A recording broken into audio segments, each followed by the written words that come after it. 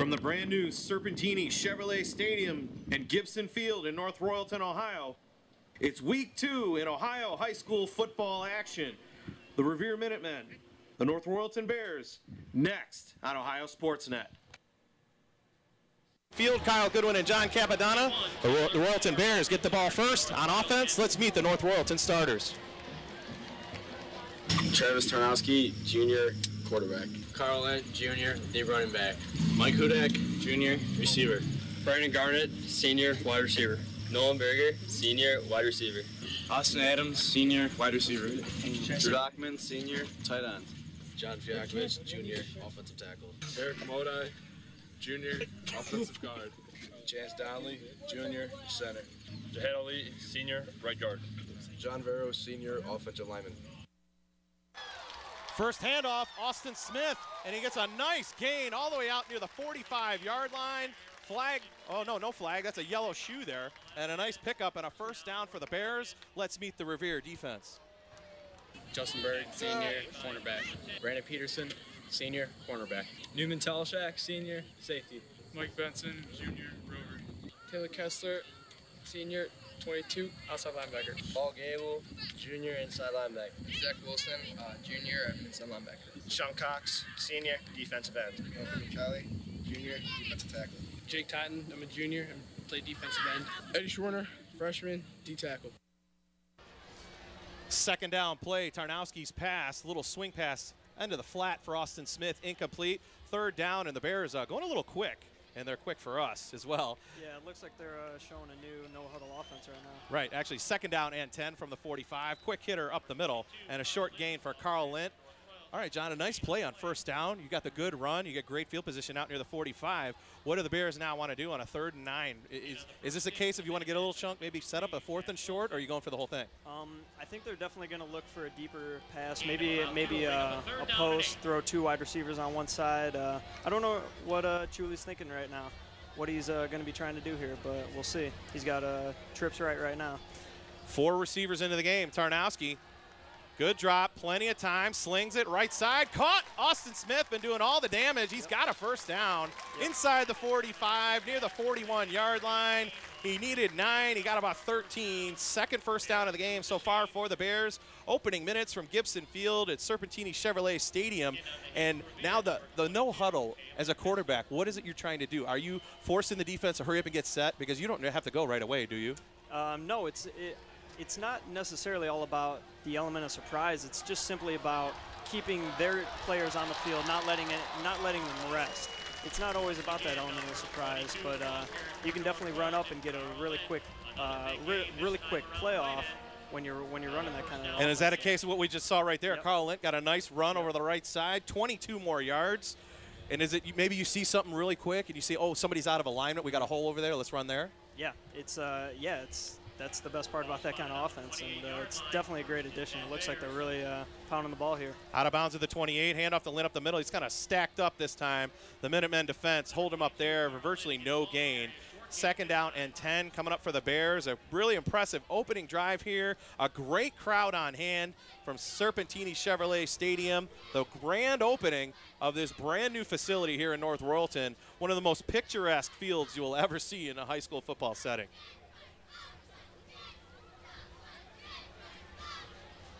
Tarnowski with Lint in the backfield. They stay with the 4 wides, trips to the right. Tarnowski looking left all the way, single coverage on the outside, and he missed his target, Nolan Berger. A little bit behind him, and this sets up a 3rd down and long now coming up for the Bears. Yeah, so they got another decision to make here, what they're going to try to do, stay conservative and go for 2 plays for this, or are you kind of in no man's land, maybe get a little here, or do you go for the first down? Yeah, it's tough when you're playing high school football and it's not, you don't have an automatic 3 points here. You really gotta coach it up here and figure out what you're going to do. You're in a tough spot. A little draw play up the middle. Lint slips a few tackles, and he'll get about half the yards on 3rd and long inside the 25 near the 24. He'll get about 4 yards, and it sets up a 4th down and about 6 for the Bears offense staying on the field.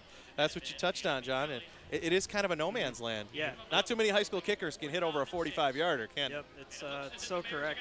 It makes it hard to coach high school, but it's just another exciting part about this level. In the backfield is Austin Smith. Play fake. Tarnowski slings it. Lint got a little seam down the side inside the 15, ripped out of bounds to the 11-yard line. 13 yards and a Bear first down. That's a huge first down right there. That's it's important.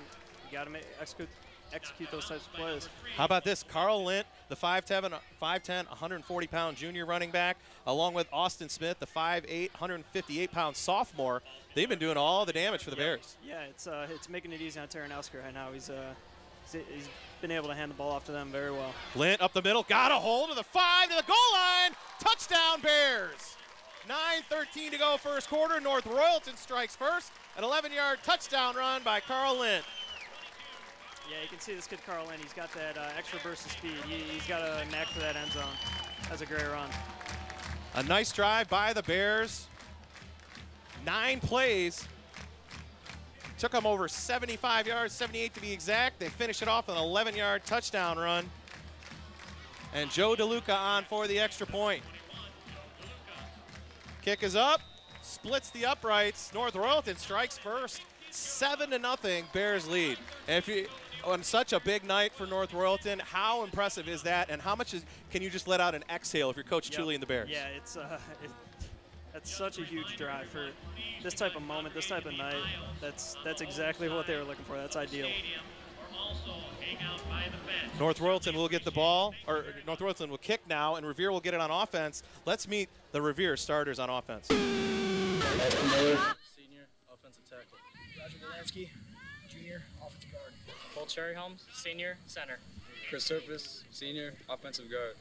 Nick Thiessen, junior offensive tackle. Taylor Kessler, senior tight end. Newman Teleshak, senior wide receiver. Brandon Peterson, senior wide receiver. Justin Smith, senior wide receiver. Joe Lopez, senior fullback. Joe D'Amico, junior tailback. Ben Tisdale, senior quarterback. Let's meet the North Royalton defense as well. Azari Battle, senior defensive end. Mike Cunningham, junior defensive end. Tyler Quick, senior nose guard. Matt Martella, junior defensive tackle. Evan Watson, senior defensive end. Jake Smolak, senior linebacker. Taylor Orr, senior linebacker. Brett Barnes, junior linebacker. Mark Wren, senior cornerback. Bobby Barnes, senior corner. Nick Bonacci, senior strong safety. A nice return on the kick by Devin Pravasnik as Justin Berg gets it out for Revere just across the 25-yard line. And that's where the Minutemen will start. 1st and 10, their first offensive series, led by Ben Tisdale. Joe D'Amico, the tailback, is going to see the blunt of the carries. They like to spread it around, though, John. And we're going to see what the 5-man front of the Bears can do. That's something interesting. Not too many teams do a 5-man front. Yep, it's a different type of defense, and we'll get to see what they can do against Revere here. Out of the eye, play fake. Tisdale rolling left, being pressured, slings it. A sliding catch. The official's going to give it to him. They're going to call him inbounds. And yes, they are. A nice catch, an 8-yard pickup on the play. Newman Teleshak, the senior wideout, and a nice pickup on first down. That's what you want to do if you're Revere. Answer right back. You got to come right downfield and put points on the board. Oh yeah, no doubt. That's they gotta look to push the ball here. They gotta control that line of scrimmage. Peterson split to the right, Benson to the left, out of the eye on 2nd and 2. Maybe almost a free play for the Minutemen. Tisdale now hands D'Amico up the middle. Big hole, look out. Joe D'Amico cut down. And that was maybe a touchdown saving tackle by Jake Lark as D'Amico got into the secondary untouched all the way out across the 45 to the 48-yard line. 15 yards and a Minutemen first down. Yeah, that's Lark there making a very nice shoestring tackle right there, saving a touchdown. Wow, D'Amico looked like he was free. Yeah. So 2 nice plays, 8 yards and 15 yards for the Minutemen, and they're already out to midfield. Benson along with Peterson to the right, out of the eye. Tisdale back to pass, short drop, little slant, throws it behind Peterson, incomplete on a quick little, almost like a skinny post, you could say. 2nd and 10 coming up for the Minutemen. Yeah, they're trying to dissect that Royalton offense. They're looking at the film from last week, looking at Brecksville, seeing Tom Tupa Jr., thinking that he's throwing all over them. Maybe we can try to do the same. We'll see what they can do. Do teams really look at that? They say, hey, the other quarterback threw for 45, 50 times. Why don't we do it? I don't know. I mean, they're going to look at a team and say, hey, they won the game. Let's see what they're doing. What did they do right against them last week? Out of the shotgun, split backs, handoff to Miko up the middle, stacked up, a drop for a loss. A late flag comes in on the play, but great pursuit. Jake Smolik in on the hit, and you can just throw in a host of other Bears as well. Tyler Quick also there. Going to have to check the flag, though. This is a big loss, though, about 4 yards.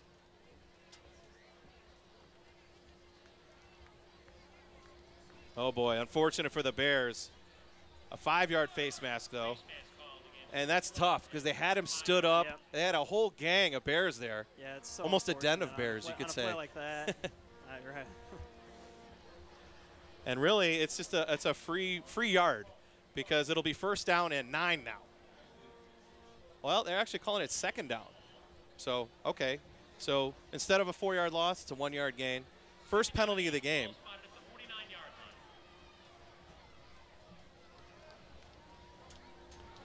Revere, a nice drive so far, got to midfield, and they want to see if they can't answer back. Justin Smith in it wide out with Peterson to the right, out of the gun for Tisdale. Rolls right, looking, throws it, and a juggling catch, and the officials going to say, no, he did not have control. A nice effort by Justin Smith, the 5'11", 155-pound senior, just could not haul in that pass play in a 3rd and long for the Minutemen. Yeah, it looked like the correct call by the referee there. He, right there, right up close, he saw him juggling it. Good effort, though. When you go into after a play like that, whether it's the quarterback or the receiver's fault, when you go in the huddle, is it just, hey, forget it, it's 3rd and long now? Or do you try and pick up your receiver? What do you say to him after a play like that? On a play like that, it's really tough because, you think you're making the perfect pass, you're about to get the first down, and then unfortunately you don't get it. You just got to play one play at a time, short memory, come back. 3rd and 9 now, 4 wides in the game for Tisdale. Back to pass, pressure comes, he slips it, he's got room. Tisdale and a keeper runs right up the middle. Smolik grabs him, but doesn't look like he could hold him up enough, as Tisdale might have got enough for a Minutemen first down.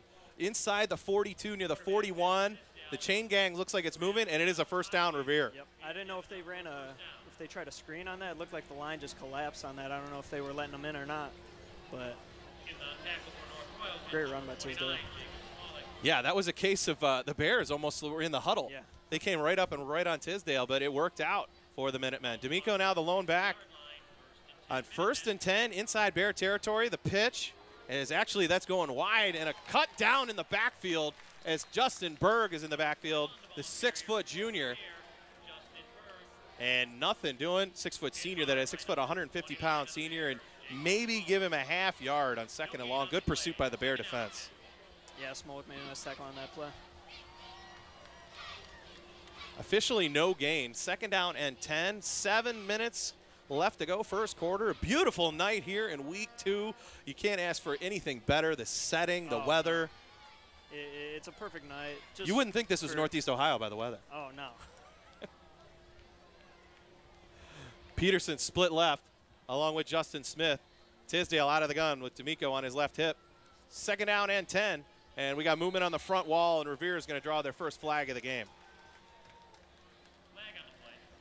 That's another one I always wondered. As a quarterback, if you're trying to draw a hard count, draw the defense off, and one of your linemen moves, do you just kind of look at him and say, come on? Or do you just pick up and go from there? It honestly just depends on the type of quarterback you are.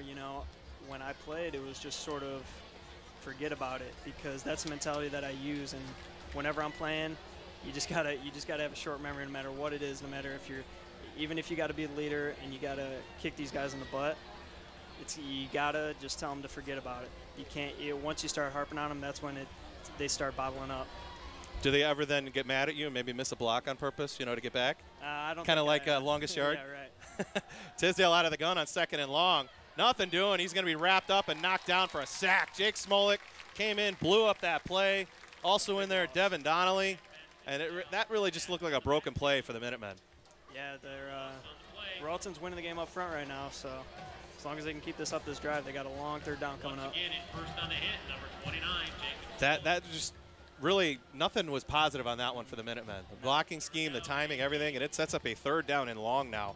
They got to get down to the 31 of North Royalton, 3rd and 19 coming up. So after a couple impressive plays by the Minutemen, the Bear defense is standing tall. Yeah, I think they're settling in a little bit. Revere probably came out really hot, but Royalton's looking like they're settling in on D. Tisdale out of the gun, wants to set up a screen in the middle. Benson's got it, juggles, a nice catch. They lose the football, it's on the ground, but fortunately for the Minutemen, they dive back on it around the original line of scrimmage. As it looked like Benson had a little bit of speed, but that one, he did a nice job just to kind of catch it on his hip, but couldn't recover it in time and then got it actually stripped. It looked like Smolik again was in on the hit.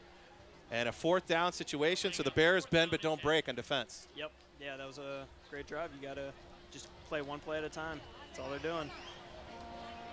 Can't let big gains hurt you when you're on D. Well, this is something I always wondered. When you got the quarterback as the punter, how often is a fake a potential? It's a potential any play, especially at this high school level. You never know what's going to happen. These coaches aren't afraid to do anything. Tisdale hits a high kick. It's going to bounce inside the 5 and make it into the end zone. It'll be a touchback for the Bears. 4:40 to go first quarter. They get it back, leading 7-0. Okay, so you got through the first jitters. You got the 6, and then you held on defense. If you're Coach Tully and the Bears, what do you want to accomplish here on this drive? This drive, all you want to do is just keep establishing your offense. You know, focus on your game plan. You really want to execute the plays. You don't want to do anything crazy. You're on your 20. You got to go 80 yards. You're not looking to do anything crazy. You want to be able to run the ball. Just win the line of scrimmage right now. Yeah, as a quarterback, didn't you always want to be PlayStation and just throw bombs? Right. It's not always that simple, but if we could, you would want to. And speaking of which, Tarnowski's going to go up top. Got a man deep, caught behind the defense. Look out.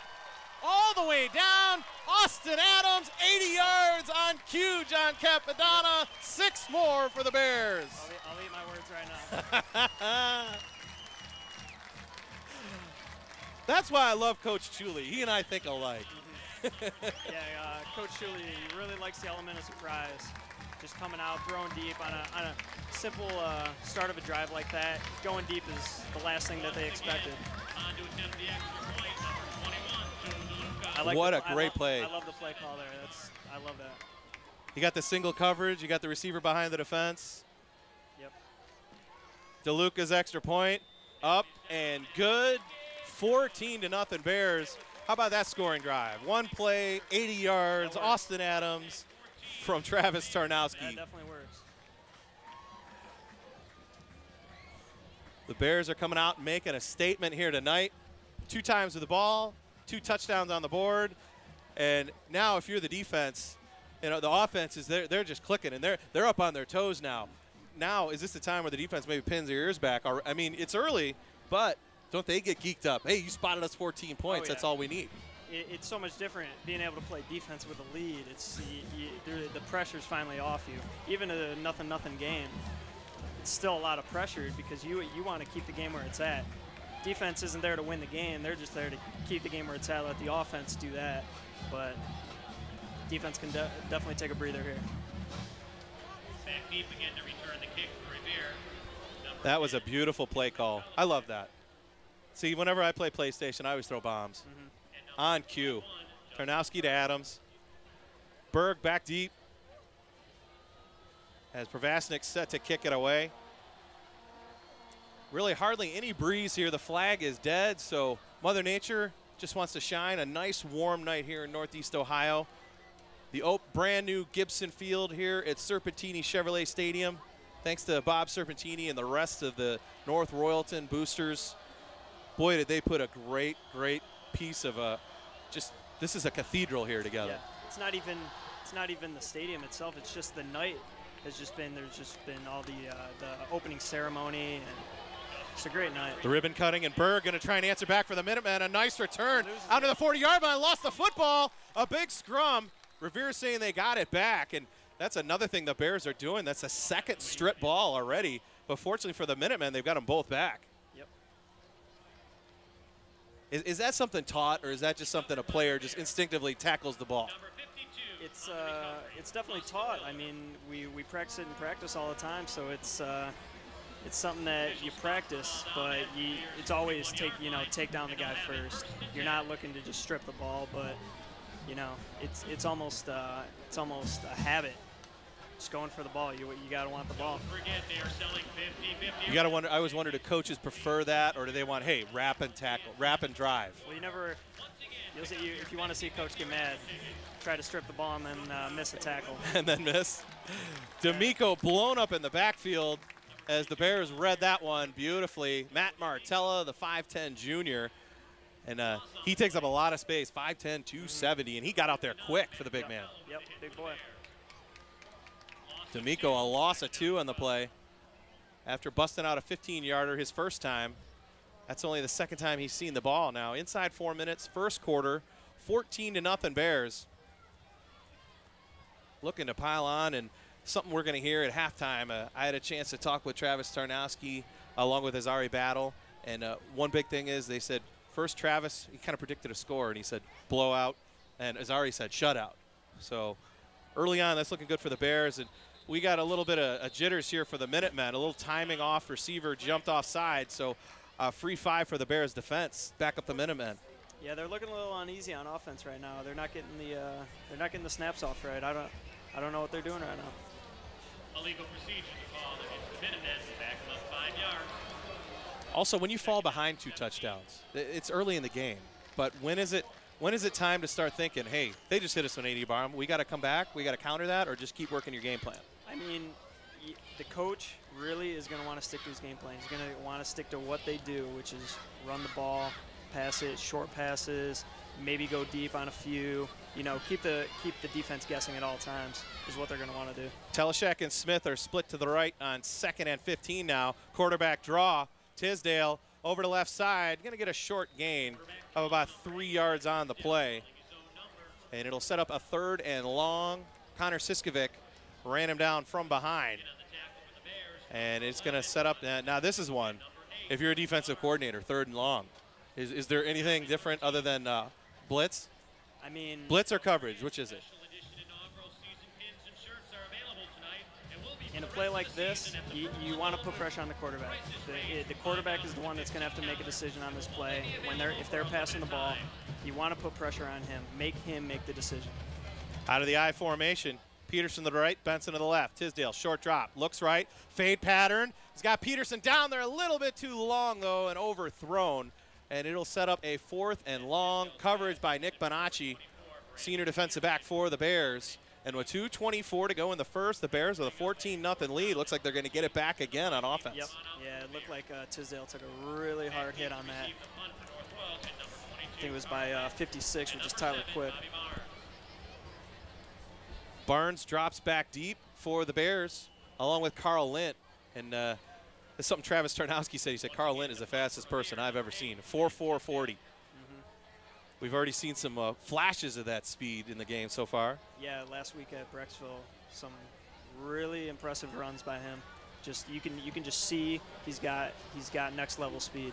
We're going to see it here as he fields it on the run at the 10-yard line. Looking for a seam, bounces to the outside, a little cutback, and he's knocked down around the 29-yard line. The Bears coming in tonight 0-1, a 31-26 loss last week to Brecksville. A tough game. They had some chances. Turnovers and penalties, the players and coaches say killed them. On the other side, Revere fell to 2-time state runner-up Chagrin Falls, 28-14. They did a nice comeback. I mean, if you look 2 touchdowns, that's not bad against a 2-time state runner-up. On top of the fact they spotted Chagrin 28 points. Right. Yeah. It's Revere's looking at a pretty tough schedule this year. I mean, they're coming from Chagrin Falls facing North Royalton, who's been 19-2 in the past 2 seasons, which is that's tough first 2 weeks of the season when you're trying to get your feet on the ground. 2 teams that are division champions, conference champions the last 2 years back-to-back on first down. Hand up right up the middle. Smith will get a short gain. Give him 3. 2nd down and 7. And the Bears, they stick with the no huddle. Everybody has an armband. They just look to the sideline, get the play, and step right on up. Tarnowski stays with the 3 wides. Draw play over the right side, and another short gain going over the right side. That's Carl Lint. Give him about 4 more. It sets up a 3rd and short, and this is almost like Woody Hayes' ball here. Yeah, we might be looking at another run here. Probably no surprises here. How much did you like a play action on a 3rd and short? It almost looks like an obvious, run. Kind of tuck it on your hip, bootleg around, look for somebody deep downfield like they did on the last series. Yeah, especially out of the power eye offense. It's a fun play to be able to, pull it out and then be able to throw that ball. With the double fullback, handoff over the right side, and Lint looks like he's got enough as he fights his way right near. Actually, that wasn't Carl Lint on the play. That was Andrew Rossman. And he got out to the 40-yard line, needed 2, got 3, first down. Yeah, it looks like they're giving it to Rossman out of the power eye. That was back when you guys ran that. That was with Dominic Hebebrand. Yeah, correct. You put Clay Kraft in there, the big linebacker, one of your fullbacks. Yeah, we had a tough group on that line and in the backfield. That was a nice lineup. First down from the 40, quick throw, right side, complete, and a nice first down again. The Bears moving the ball very well. Brandon Garnett, the 6'1 senior, 12 yards, and another Bear first down into Minutemen territory. Nice tight spiral by 16 Taranowski. Kid's really got a live arm. He knows how to fling the ball. Well, your senior year, he was a freshman. How did he look back then? You could just tell that he was gonna do big things on the varsity level. We got a timeout on the field. 41 seconds to go, first quarter, and we're gonna step aside for a moment here on Ohio Sportsnet. You're watching Ohio Sportsnet.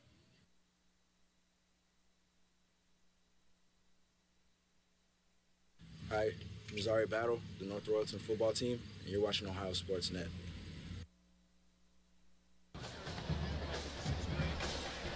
Once again, 41 seconds to go, first quarter. North Royalton impressing the home faithful here, and standing room only at Serpentini Chevrolet Stadium. Gibson Field here in North Royalton. 14-0, the Bears lead. And that's another thing. The crowd here, how geeked up would you get to play in front of such a big crowd like this? Oh, it's just a different thing. You're not used to it, playing high school games and, smaller stadiums, but stadium holds a lot of people. It's different. It's definitely different. The Bears looking very impressive on offense. Had it 2 times so far. 2 touchdowns on the board. They stay with the 4 wide formation. Trips to the right. Tarnowski with Lint on his right hip. Gives it up. Carl Lint up the middle, wrapped up and stacked up for virtually no gain. Good job of the front wall of the Minutemen defense. And a 2nd and 10 coming up. Austin Miller, one of the first in on the hit for the Minutemen. Yeah, that's what Revere's got to do. They got to win the game up front. They can't let Royalton just keep running the ball up and down the field. Well, when you want to run the ball, they always say between the tackles. And is that a case of you want to just keep them honest and then that way it frees up the outside to bounce them around outside? Yeah, a lot of it is just, that's the whole game of football is just keeping teams on defense honest. Lint tries it again, and he's cut down. A nice defensive play. Taylor Kessler, the 6'1 senior linebacker, just when it looked like Lint had the corner, and it's a 3rd and long now. Yeah, as you were saying before, especially an offense like North Royalton's, every play just sets up another play. Just there's so many fakes, and it's all about executing those types of plays that makes the other plays work. That's the final play of the first quarter after 1 quarter of play here from Serpentini Chevrolet Stadium. Gibson Field in North Royalton. It's the North Royalton Bears 14, Revere Minutemen nothing. We'll be back for second quarter action after this.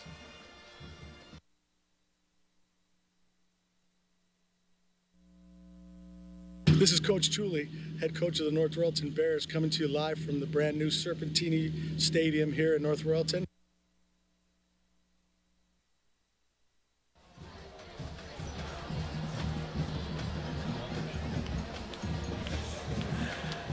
Coach Tooley and the Bears got to be happy, along with the home faithful here, as the Bears lead at 14-0 after 1 quarter of play.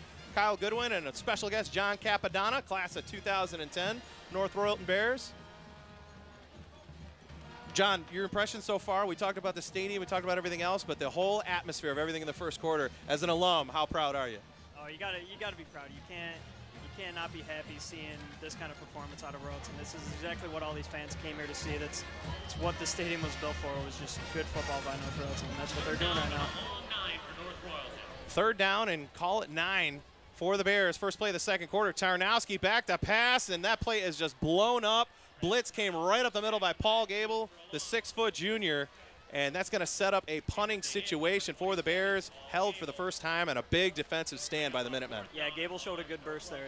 That's a tough play when you're coming in that hot. You really want to be able to wrap that quarterback up because some of these guys are really elusive. You just got to take them down. That's a big loss. Tyler Quick set to punt it away. Newman Teleshek back standing around his own 14-yard line. As that's another thing we've seen a lot so far, especially in the first 2 weeks. We see defensive linemen as the punters. Yeah. You're not going to go in and tackle him if he feels like running it. No. Quick gets a good high kick. Fair catch called for. And Teleshek makes it right at the 15-yard line, and that's where the Minutemen will take over.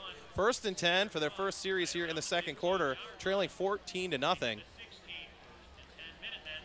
Now, if you're the team like the Bears, leading 14-0, how do you guard against the team pulling out the bag of tricks? When do you think they go to that? Second half maybe, or do they try and sneak one in here and there? Yeah, I don't think they're hitting the panic button yet.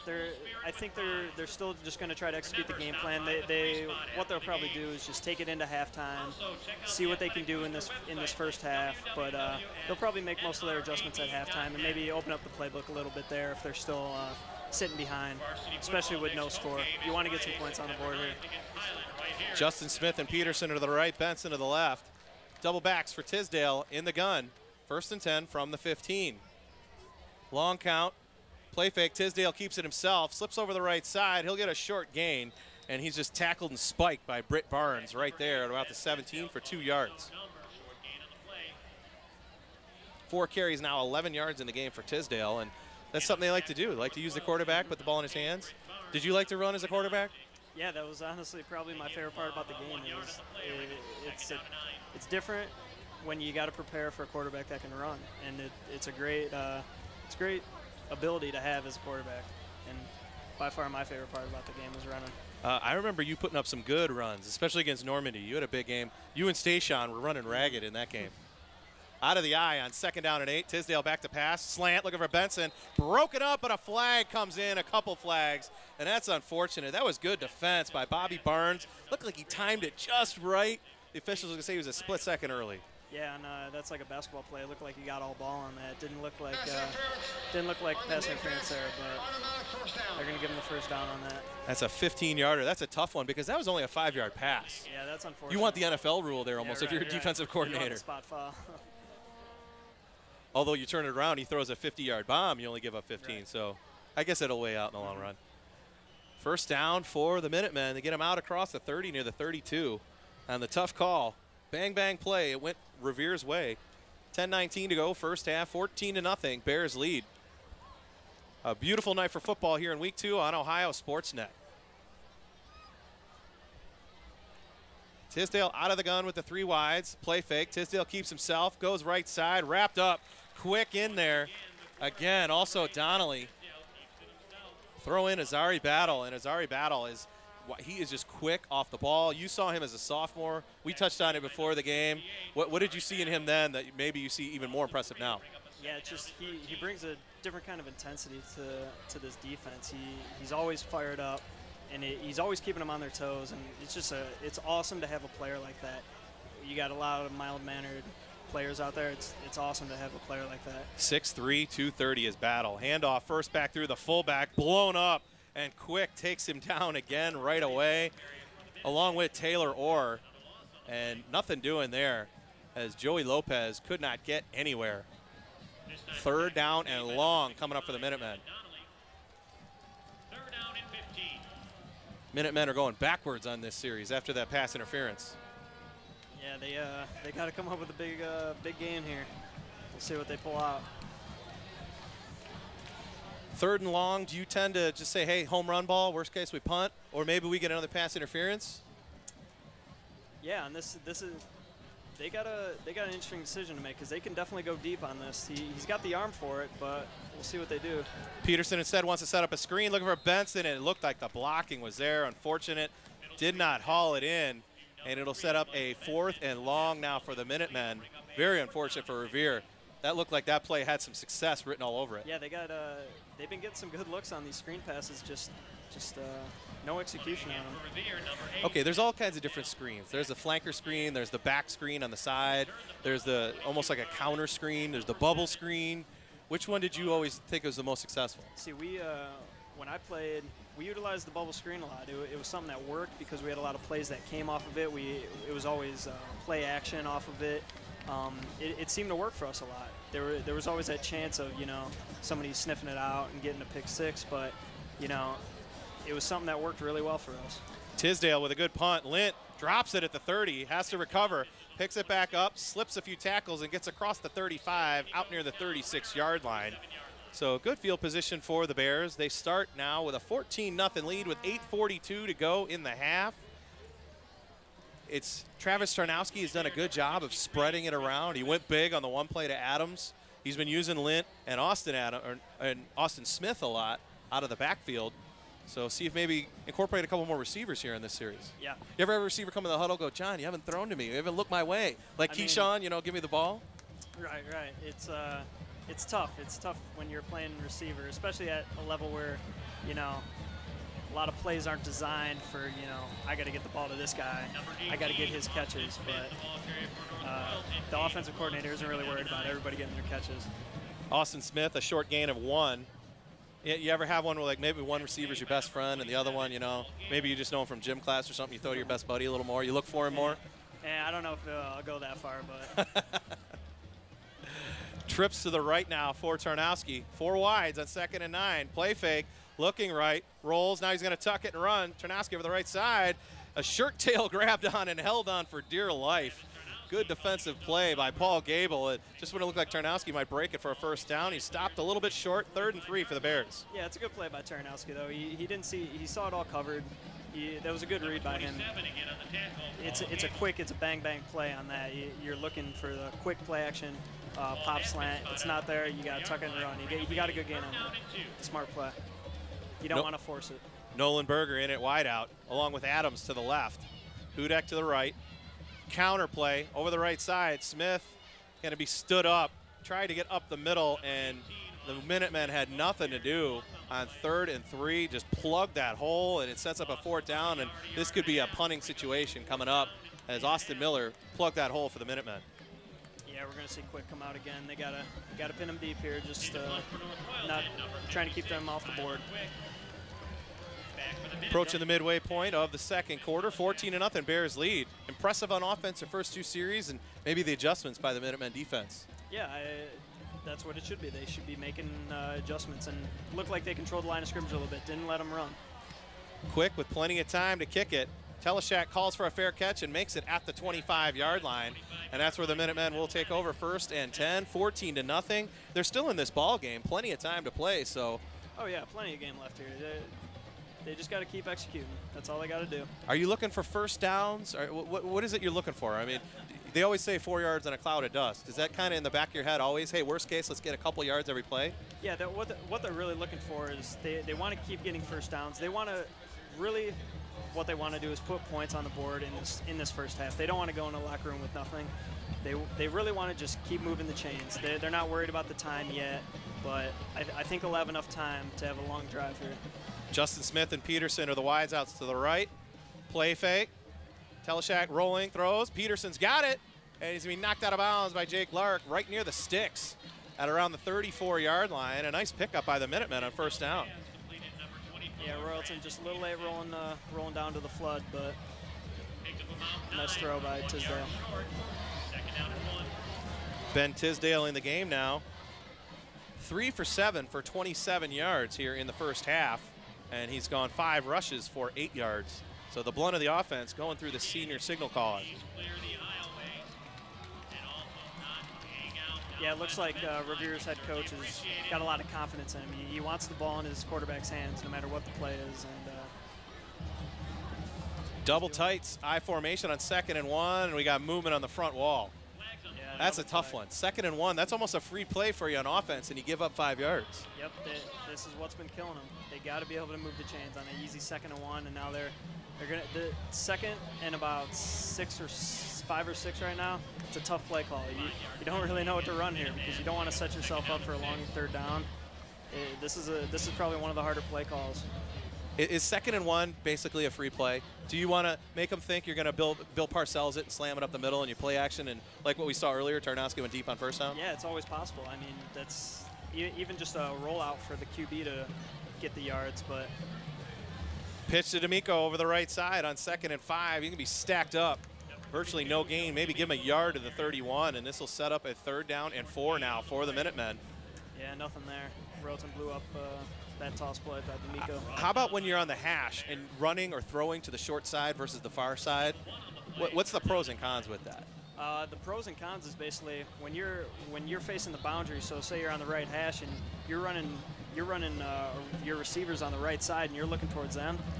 Defense has the sideline to work with. Sideline is definitely their friend. So it's tough throwing out there because there's not a lot of room. But on the other hand, you got a lot of field to the left side when you're looking. So you got to put a little extra oomph on it, throwing to the far side, right? Oh, yeah. And that's what Tisdale does here. Throws wide. Peterson, a diving catch, and the official's going to say no, he did not get his feet down inbounds. He would have had enough for a 1st down. A great effort on the play by Brandon Peterson, but it'll set up a 4th down coming up for the Minutemen.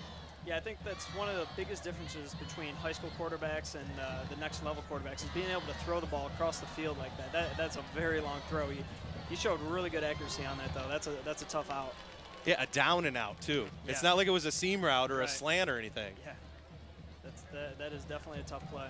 Tisdale set to punt it away. Bobby Barnes along with Carl Lint back deep for the Bears, standing inside their 25-yard line. 5:51 to go, 1st half, 14-0. North Royalton leads here on Ohio Sportsnet. Producer Steve Peters, cameraman Mike Dixon and Keith Allen. My partner, John Capadonna. I'm Kyle Goodwin. Lint takes it. He's got a little seam flag down, though. This might be coming back as Lint might be free down the sideline. Inside the 40, 20, 10, 5. Touchdown, Bears. A 59-yard return, but we're going to have to check the laundry. A flag is down back at the 34-yard line.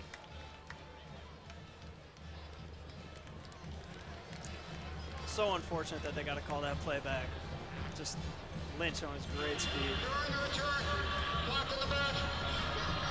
Oh my, that's a killer. Although if you think about it, maybe it was the block that sprung it.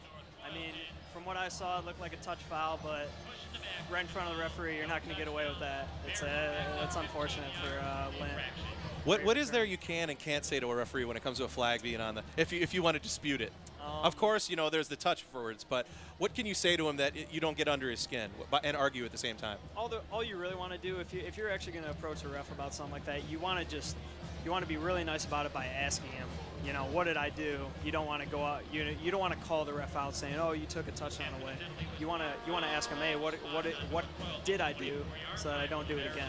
And usually you'll get better call from the referee next time if you come up to him being nice like that. Yeah, if you pat him on the back and say, hey, you know, I'll send you a Christmas card. Yeah, right.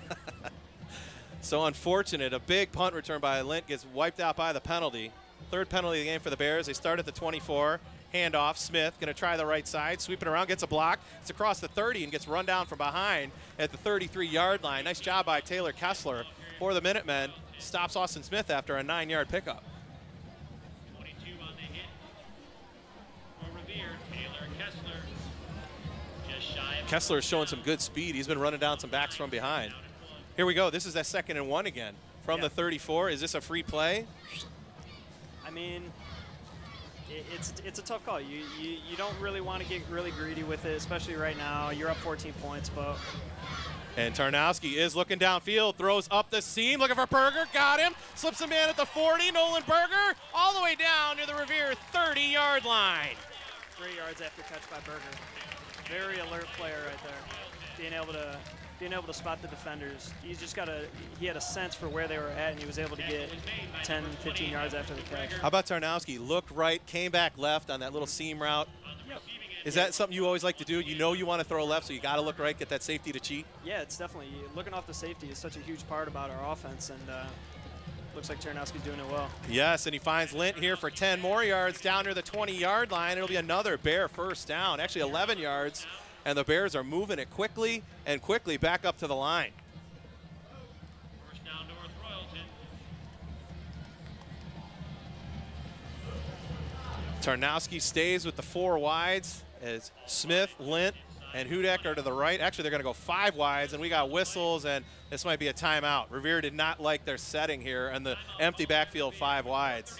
So with 4:35 to go in the half, 14-0, Bears lead from Gibson Field in North Royalton. Head coach of the North Royalton Bears, coming to you live from the brand new Serpentini Stadium here in North Royalton, and you're watching Ohio Sports Net Live. Good offense on this series by the Bears, getting the ball downfield. The big play to Nolan Berger of 37 yards. You got to love those plays. That makes the offense fun, and you're jumping around, you're on your toes, hopping around in the huddle, aren't you? Yeah, it keeps. All you want to do is just keep the defense off the field. And the defense loves watching plays like that. Defense loves watching you guys move the ball, and yeah, Tarnowski's making a lot of good reads right now, throwing the ball well. Travis Tarnowski hit his last 4 passes, one of them being the big hitter to Austin Adams with 4:33 to go in the first. 80-yard bomb on the first series. First play of their second series, that is, and that's the last score in the game. Carl Lint had an 11-yard run with 9:13 to go in the first. 14-0. Bears lead, threatening again. A 1st and goal inside the red zone at the 19-yard line. Trips right, Lint the lone back. Next to Tarnowski in the gun. Travis Tarnowski rolling right, looking, airs one out, right side, looking for Hudek, back of the end zone, a little too tall. And Mike Hudek couldn't come up with that one. 2nd and 10 coming up for North Royalton. Yeah, it's a play that you can either look to lob the ball or fire it in. Looked like Tarnowski saw the window being on the lob pass, but just overshot him right there. Is that a case of only my receiver's going to get it? Mm-hmm. Yeah, that's what he's thinking in his mind. He's thinking, you know, live to play another down. Worst case, incomplete. Mm-hmm. Yeah. Okay. Trips with the 4 wides. Tarnowski slings it. Incomplete. Pass a little too tall. That one intended for the tight end, Drew Dockman, on a quick little seam route. And it sets up a 3rd down and long now. As they get down in the red zone, 2 quick passes, 2 incompletes, 3rd and 10. All right, we'll see what Coach Chuley calls here. What do you think they call? 3rd and 10? Are you trying to get a little bit here, maybe set up a field goal or set up a 4th and short, maybe go for it? I don't really know what his plan is right here, but I think he might be calling a pass here, just looking to get the 1st down. Instead, they run a counter to Lint over the right side, stretches forward close to the 15-yard line. He'll get about 4 yards. This sets up a 4th and 6, and it looks like the field goal unit's coming out. Yep, that's a good call. 4 rushes now, 18 yards in the game for Carl Lint, as he's made a nice couple pass receptions out of the backfield. As Joe DeLuca, the younger brother of your teammate Sam DeLuca, in on for the field goal attempt. This will be a 31-yard attempt from right in the middle of the field, out of the hole to Bobby Barnes. Good snap, the placement, the kick is up, and a nice kick, and it is good. 3:45 to go in the half. It is now 17-0 North Royalton. That's a good possession by North Royalton. You know, they didn't want to do too much, didn't get greedy, you know, going deep, maybe throwing an interception, just getting too crazy with it. They kept the ball, conservative on 3rd down. It was a great call. So defensively, we got 3:45 to go. You touched on Revere. If you want to get some points on the board. So this potentially could be one of your last series of the half.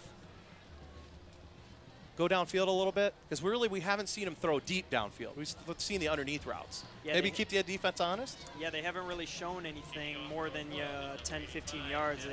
They're looking a lot of short slants and stuff like that. They got to open it up a little bit here. They need to get on the board. It's very important. If you trailed 17-0 and the offensive coordinator started calling runs, what would you say in the huddle?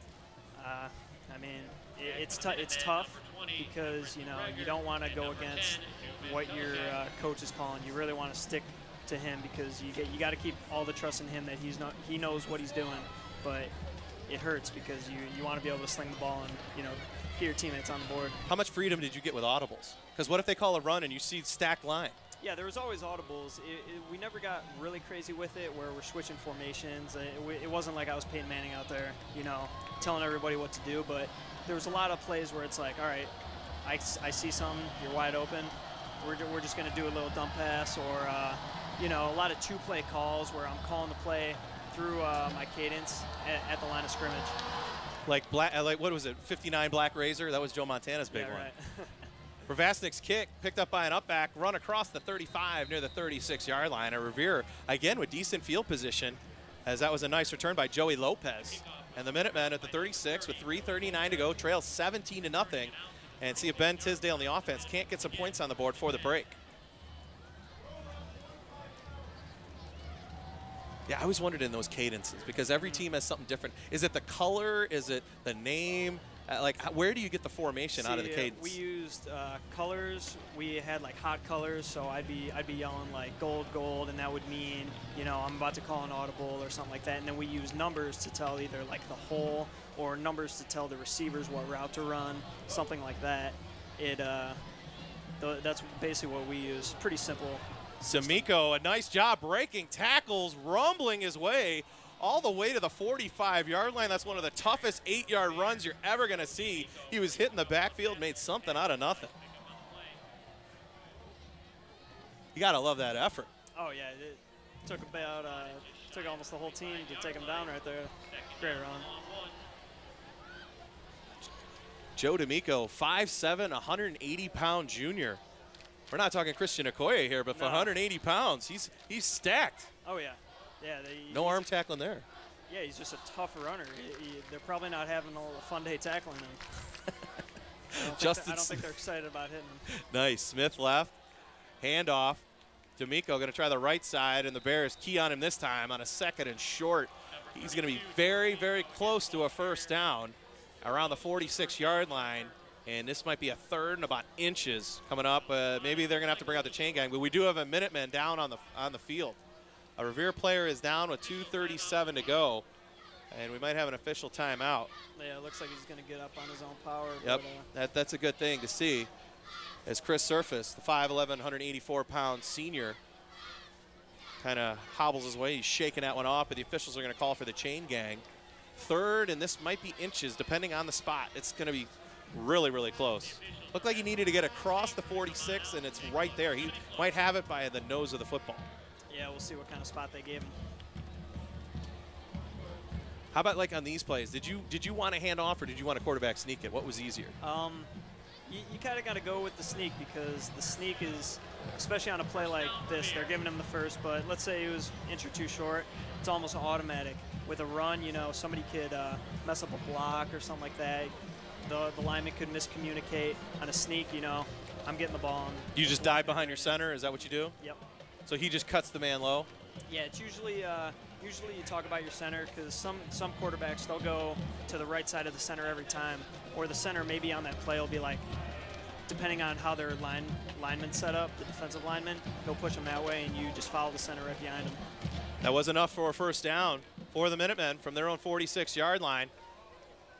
Teleshak and Smith to the left, handoff right side, a nice run all the way into Bear territory to the 35-yard line. Paul Gable, a nice pickup of 20 yards and a Minutemen first down. Yeah, they're not really worried about the clock right now. We got 2 minutes to go in the half right now, and they're running the ball, but hey, it's working. 20-yard game by Gable right there. That's plenty of time. Run. Still 2 minutes. 1 timeout left for Revere. All 3 for the Bears. And this is another thing I always wondered. When you're on defense and you got 3 timeouts, if it looks like the team's going to be sputtered, do you call a timeout after 3rd down and save some clock for your offense, or are you just content with a 17-point lead? It really depends. It depends on how well they're moving the ball. Do you really think that they're going to score and that the offense is going to get it back right away, or you gotta really gauge it? Tisdale, a jump ball down to the goal line. Good defense. Ball broken up on the play, intended for Taylor Kessler, as the Bears had plenty of players back there. Nick Bonacci got his hand up and knocked it away. Yeah, it looked like Kessler played a little defense on there on his own, but that's a tough throw by Tisdale, going to his left, right-handed quarterback. I always wondered that. You see that a lot in the high school ranks. A righty will roll to his left and throw almost back across his body. Yeah. They always say that's a cardinal sin. Don't do it. I mean, I wouldn't call it a cardinal sin. It's if you have the ability to throw like that, more power to you. Well, if your name isn't Brett Favre, you know how many people have an arm like that. Nothing against your cannon. Handoff D'Amico, right side, slips a man inside the 25, rumbling his way all the way down to the 20-yard line. 14 more yards for Joe D'Amico and a first down. Clock stopped with 1:31 to go in the first half. 17-0 Bears lead, and now right around the red zone, this is the deepest penetration by the Minutemen today. Yeah, and they're moving the chains, running the ball. This is something that they haven't been doing. They've been doing a lot of quarterback runs, short screens and stuff. All they're doing is just pounding the ball up the middle. It's working for them right now. Out of the eye, Tisdale, handoff, D'Amico, right side. He runs right into Jake Smolik, and a flag comes down. Oh, this could be very unfortunate. Smolik looked like he just bulldogged him to the ground. A good tackle. Yeah. Hopefully this isn't unnecessary roughness. Oh, they're actually going to call it face mask. Okay, 5-yarder. And that looked like a great textbook tackle by Jake Smolik. Yeah, one thing you're going to get out of a Royalton team is a really disciplined team. Royalton is not really going to throw a lot of penalty flags on the ground, but last week against Brecksville, they had a lot of defensive penalties, unnecessary roughness. It was uncharacteristic of them, and I think that's what hurt them last week. But they're doing well with it this week, though. How much penalties is this fatigue battle in? You know, because maybe you're getting a little tired, you're not thinking, you miss a block, or you're just a step behind, or is it a case of, you know, just emotions? I think a lot of it has to do with emotions. Let's say, you know, you got a clean hit on somebody, you just want to level him. You know, it's not at the high school level. They're not all about taunting and all that. It's dripping down from the NFL, saying all these head-to-head hits. They really want to make it a cleaner game, which some say is ruining the game, but at this level, you want to keep the game as clean as possible because it's still just kids out there. 1:11 to go in the half. The Bears take a timeout on defense. That's their first of the half. They have 2 left, 1 left for the Minutemen, as they have they're going to set up a 1st and 1 at the 12-yard line.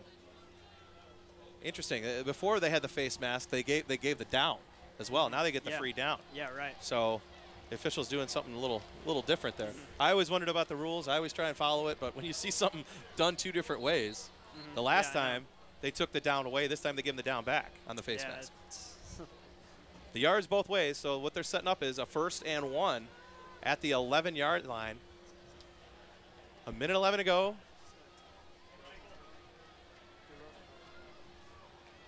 I formation for Revere on a 1st and short. Gable, the deep back, behind Tisdale. Gable gets the handoff, going to try the right side. Slips a tackle, gets to the 5, to the goal line. Touchdown, Revere. An 11-yard touchdown run with 1:05 to go in the first half. And Revere is on the board. It's 17-6. Couldn't stress enough how big that touchdown was in regards to this game. I mean, they're getting the ball to start the second half. They're taking the momentum into the halftime. That's such a terrific touchdown for Revere. Gable really needed a touchdown run there, and he got it. 11-yard touchdown run. And I always wondered this formation, the swinging gate. Yeah, the muddle huddle. How often does it work? If you could be at Royalton versus Brecksville last week, Brecksville was running the muddle huddle every extra point that they kicked. They did it the first time. Second time, they ran the 2-point conversion and it worked. So I don't think Royalton's going to give up any more of those this year. Clay Malley's extra point is a little wide left, and it is 17-6. So Revere gets on the board, missed the extra point, but you touched on it. They want to get some points before the break. That is big momentum because they will get the ball to start second half. So if you're Coach Hine, you got to just say to your boys, hey, guys, we gave up 2 quick touchdowns. We fought. We battled. It's that old phrase, you battle and just hang and keep yourself in position. Yeah, you just got to always – you never want to get the game out of reach. You got to keep it at a game. But it's unfortunate, missing the extra point, but it's a huge touchdown. Still within 2 scores. Yep. Field goal, touchdown, 2-point conversion.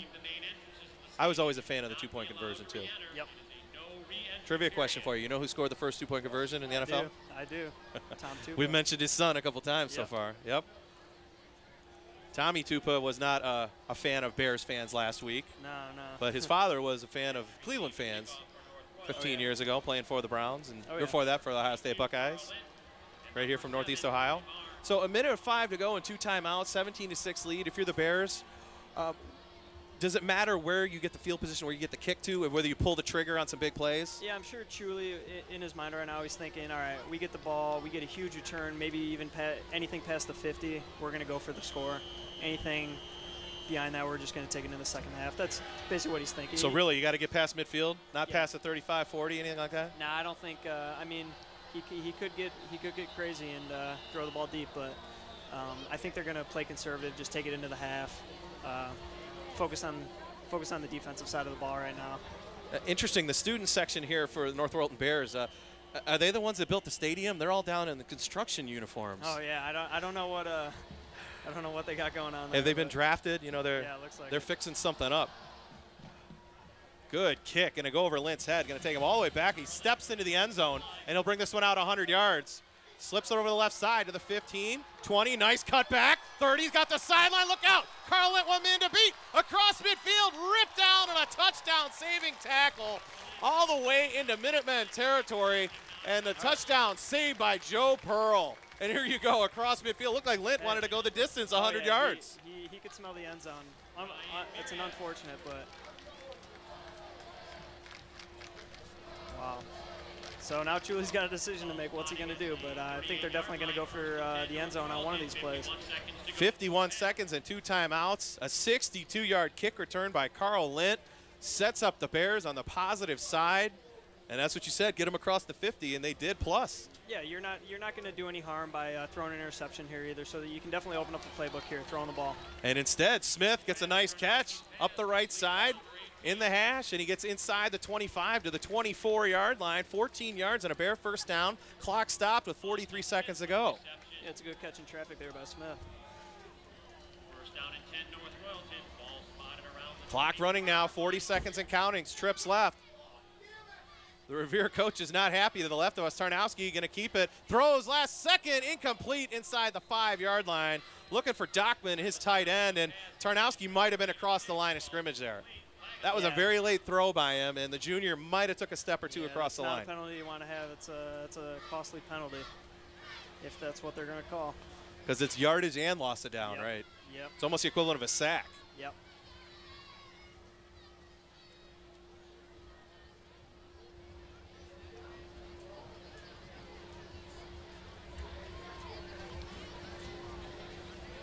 On the play, would be legal forward handling on the offense, legal participation on the defense, those fouls offset. Oh, the Bears get bailed out.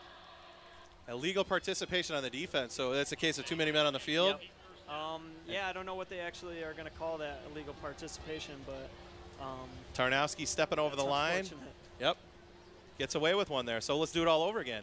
32 seconds to go, clock stop. 2 timeouts for the Bears. First down from the 24-yard line. 4 wides, trips right. And now we're going to have 5 yards against the Bears. As the Revere coach is not happy, but that was actually going to go against the Bears. A false start. Oh no, they're going to say offsides on the Minutemen. Yeah, I think wow. The Minutemen lineman, I don't know if it was number 56, which might have been Eddie Schwartner, but I think he might have made contact with him, and they're going to call that every time. Even if the offensive guy moved after that, if you make contact with him, that's encroachment. Yep, that was a case of the Bears slot receiver moved a little early, but they said the nose moved first, so a free 5. Tarnowski looks left, swings it right side. Lint got it, trying to get the outside inside the 15. Another flag down. Laundry's just flying everywhere here in the final seconds as he gets down near the 13-yard line. 6 yards, clock stop, 24 seconds to go. We're going to have to check the flag. Yeah, it looks like they're going to call a hold on Smith right here. He just got a little bit outside of it. And that was around the 19-yard line, so it's going to back him up to around the 29. Yeah, once you get outside of his chest plate, they're going to call that, again, right in front of that referee. And the Bears are already ready to go. They got to go quickly. They still do have 2 timeouts, though. Yeah, they got 2 in their pocket. There's no problem throwing it deep. First and long, Tarnowski right up the middle, got his tight end, Dockman, slams his way inside the 10, down near the 7-yard line. First and goal coming up for the Bears. A nice 12-yard pickup by Drew Dockman. First down on the play. Yeah, Dockman's showing some great hands on that, above his head. That's a great catch. First and goal, and with 2 timeouts, Tarnowski's just going to spike it with 15 seconds to go. Yeah, it looks like they're going to go to the power I here for the last 7 yards. Let's see what Chuli calls here. The power I formation. Smolik checks in, along with Britt Barnes. I love it when he brings in linebackers and defensive players to come in and block. Yeah. Because they're used to hitting, and they love it. Oh, no doubt. As he goes with Andrew Rossman as the deep back. 2 timeouts in his pocket does Coach Chuli have. Power formation from the 6. Handoff, Rossman, big hole, left side, breaks the tackle, fights to the goal line. The ball came out, but they're going to say touchdown first. Touchdown Bears with 7 seconds to go. A 6-yard touchdown run by Andrew Rossman. It's now 23-6 North Royalton.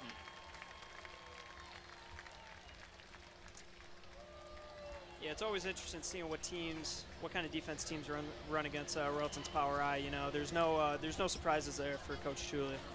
They're always just really willing to pound it right down your throat, and it's really interesting to see what other teams do against it. They know it's coming. They know the run's coming. So why don't they just put 10 guys on the line? Because they still got number 16 back there who can roll out and he can throw the ball pretty well. So you can't forget about him. You cannot forget about that quarterback who can throw that ball. How big was that? Well, we have an injured Revere player down on the field after this play. It was 7 seconds to go in the half. Now 24-6. North Royalton leads. How big is that answer? Just when it looked like Revere had all the momentum with 1:05 to go, they get 6 on the board, 17-6. The big kick return by Lint set them up. A couple passes down to Dockman, got him down to the 1st and goal, and Rossman finishes it off. And with 7 seconds, you give up a touchdown with under 10 seconds. That's a backbreaker, isn't it? Yeah, you can see why the disappointment in Revere's defensive coaching staff right now. That's a huge blow. Revere just, aching for points in this first half.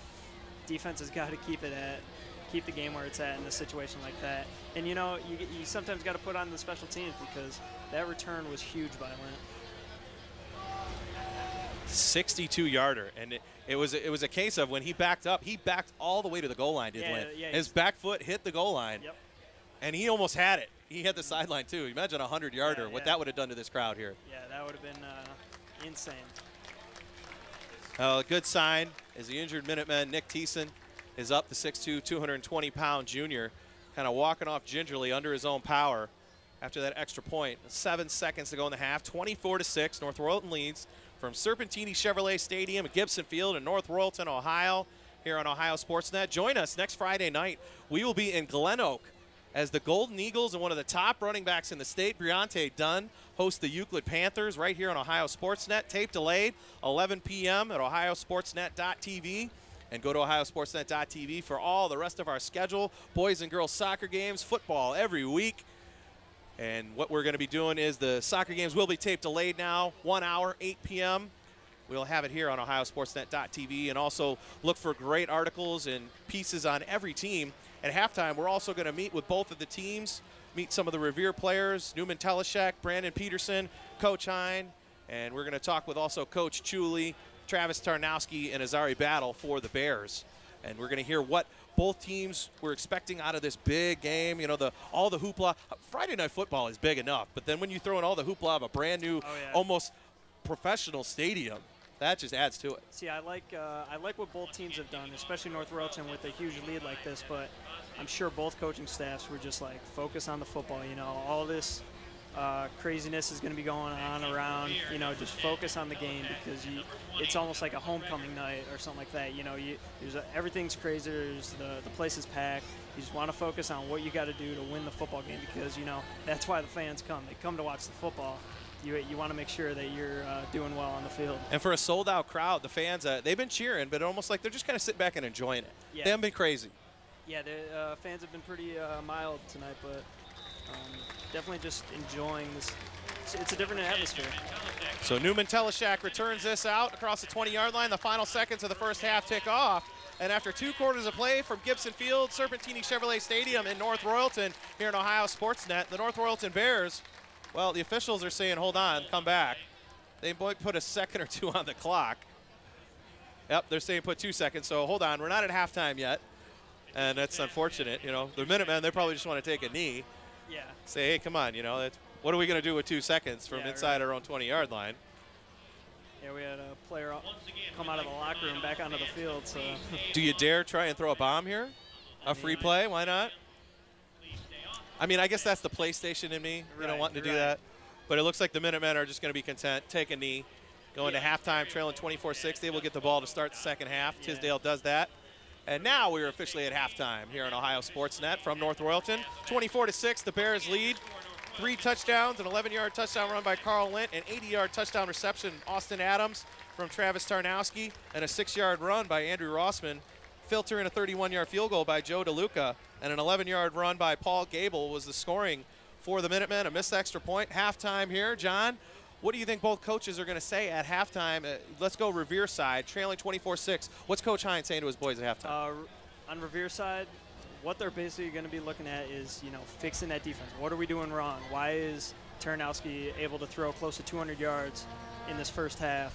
Why are they able to run the ball? They're controlling the line of scrimmage, and are they getting outpowered, or they just really got to figure out, really got to start executing on defense. Their offense hasn't looked too bad, but they're putting a lot of they're relying a lot on number 8 Tisdale to carry the offense, and they got to lighten the load for him, and because it looked very well on that last drive, being able to hand the ball off, that's what scored them. And for North Royalton, I bet you all they're going to be talking about is that touchdown that they scored late in the half. They're saying they want to correct that and make sure they don't score any, because obviously the goal is a shutout, but they're going to want to correct that so there's no more scores by Revere in the second half. How nice is it to have a back like Joe D'Amico? He's got 7 carries for 48 yards unofficially. As a quarterback, didn't you love that? You had Logan Pierce and Stayshawn Warren, a nice 1-2 punch. Oh, yeah. Stayshawn with the speed, Logan with the pound it right at you.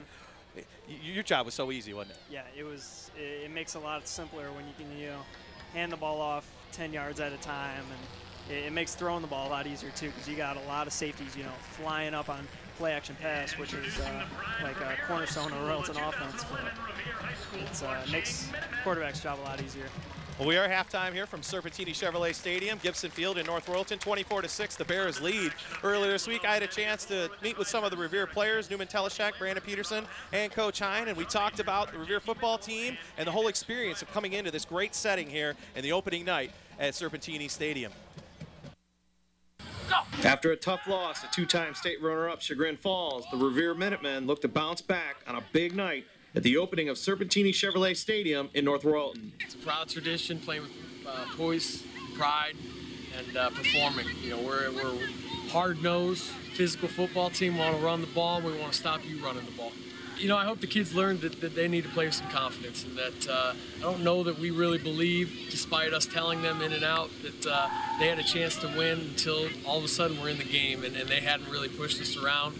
By then it was too late. So I hope our kids take from it that we're a pretty good football team, and that if we can play with some confidence, show up with our physicality that we have, that we can play and beat anybody. We're in it to win it.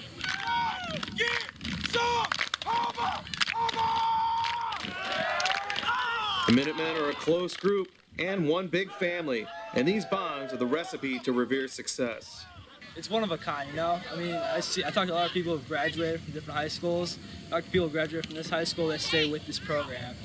All of our coaches, mainly all of our coaches, have coached Revere football, and they stick with it because of the tradition. What's the keys to winning on Friday night? We learned that we need to have confidence in ourselves. We didn't really have as much confidence as we needed to have, and if we did, we would have won that game. So I think if we put our confidence into this, we can win this one easy. Key from the North Royalton game is believe in ourselves. If we believe in ourselves, we can win this game. From week 1, we didn't believe in ourselves to the second half, and that showed on the scoreboard. Well, off the field, we build friendships that translate into the game. We're helping each other up, we're getting momentum, we're beating the other team down, and we're celebrating with each other. It's great. Well, again, confidence. We can't view them as a world beater or anything like that. We got to take them down, and we can. I think it'll get them excited. I'd have to say congratulations to them. They got a beautiful stadium, it looks like, and it's going to be a heck of a night for them to open that up. And it could be a heck of a night for us. We take care of business and get a win and kind of spoil their grand opening. But I think either way, it's going to make for a great, exciting Friday night football for both teams. I'm excited for it. I want to spoil it for them, yeah. Get a loss in their first field. We got a strong defensive line, we got a strong offensive line. They go together, our offensive line wins. I see us coming out with victory. Okay, yeah, give me a prediction for the game. Prediction for the game? 28-14. Fair. Our O-line has got to take out their D-line. If we can do that, we'll be doing wonders for the rest of the game. Give me a prediction for the game. 24-10, Revere. I think we need to control their running game. But I also think we need to get some pressure on their quarterback. They got a pretty good 2 backs that can run the ball. We need to be able to control, and I think once we shut down that, then they're going to go to their quarterback, who started and had a good year last year. We need to be able to shut him down and lock down on their receivers. Coach, give me a prediction for the game. We win close.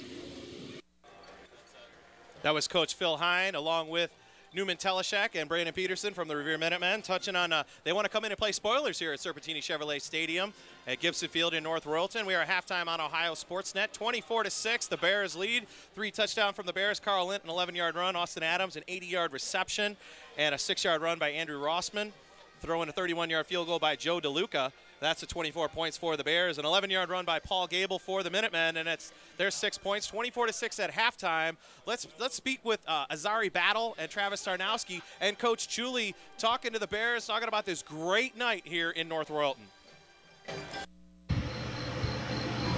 The North Royalton Bears are laying a foundation that has made them a contender every year in the Northeastern Conference Lake Division. Play fast, hit hard, that's our motto. Every practice, we start with it, we end with it. We go one speed the whole time, hard. That's all we do. Hard every play. We do it together and we do it as a team. Heart, pretty much heart. Everyone gives it 110%. No one ever quits. Go to the whistle. We know how to get it done. We have a lot of explosive people. We got Carl Lint, he runs 4.40, fastest kid I know. We got Austin Smith stepping up, he's a sophomore running back, he's really good. We got explosive receivers. We got Nolan Berger, Austin Adams, Mikey Hudak, and Brandon Garnett. And then our offensive line, they're just there to finish everything off. We're not doing anything without our offensive line. They start everything. One big change this season is the brand new Serpentini Chevrolet Stadium at Gibson Field. And the team is psyched to play in their new home. It's huge. We've all wanted to play on turf at our home stadium. We got the stadium, we got the stands, we got the turf, we got the team. Now all we got to do is get the fans in there. Week 2 grand opening on the stadium is going to be awesome.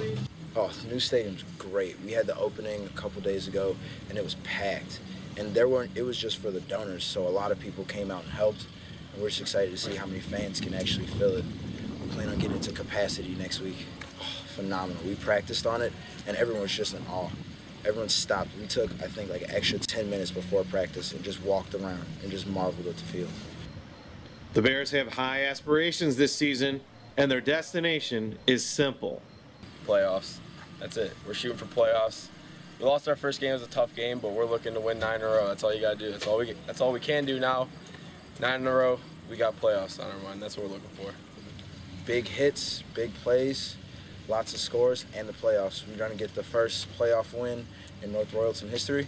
That's pretty much what we're going for. It's important as any other game, but and then just add another 100,000 things to it, you know what I mean? It's definitely one, it's a must-win. It's a must-win because the people involved in here, I mean, the amount of people we're going to have at the game, it's exploding as far as pre-sale and people coming, and it definitely adds to it. It puts more pressure on us than just a normal game. It's unbelievable. It's hard to put it in words because there's no doubt it's probably one of the top 5 stadiums in Northern Ohio, if not. I mean, I'd put it up against a lot of stadiums anywhere I've been. And the thing, I can't describe, if you would have seen the place when I came here 7 years ago, which you did, the way the press box was, the locker room, everything, where we've come in 7 years is just unbelievable. Unbelievable. I mean, we had stands that where you'd fall through in the visitor side, and now we have, and then we had stands that would move on the home side, and now we have unbelievable seating, a great. It always was a great setting. You know, up here, middle of the city, we have trees around it. It's beautiful up top of a hill, and now we have the stadium to go with that. What does that say about the community support? Oh, that's never been a question here in North Royalton for me personally. I mean, I've been here 7 years only, but I didn't live far away from here. And the number one thing that this community backs up is their school. And they did that by passing a levy during the worst economic time, and they're the best. Our parents are unbelievable. The community itself, to come together and do something like this, again, during a tough economic time, that shows you how great they are. After a close loss to Brecksville in Week 1, the Bears are concentrating on the little things, what's going to get them a victory in Week 2. Focus, mentally focused, and being quick off the ball, knowing what you're doing when it's there. Focus, because you only get a few chances to shine. Give me a prediction for the game. Blow out us. Big win. I love it. And I know our DBs, they love it too. They like to lay the wood. Give me a prediction for the Revere game. We're going to shut them out. Yeah. Definitely going to shut them out. Your biggest improvement is from week 1 to week 2. So we better get better. I'm always a believer that if you control the line of scrimmage, you win the game. You know, you could have all the skilled guys you want and all the hype and all that kind of stuff. If you can't block their people up front and you can't tackle, you know, your people up front your front 7 can't tackle well and control the run game, then you're not going to win many games. Revere's always been a scrappy, tough team. They're well coached, disciplined. They don't make a lot of mistakes. They didn't make a lot of mistakes in their first game. Again, I think that they're always tough kids, and they come out and they hit us, and we have to respond to that. Final thing, give me a prediction for the game. Bears are going to win the game. There's no doubt. Bears are going to. We don't have a choice. We have to. I mean, with all this getting ready to go, we have to win the game.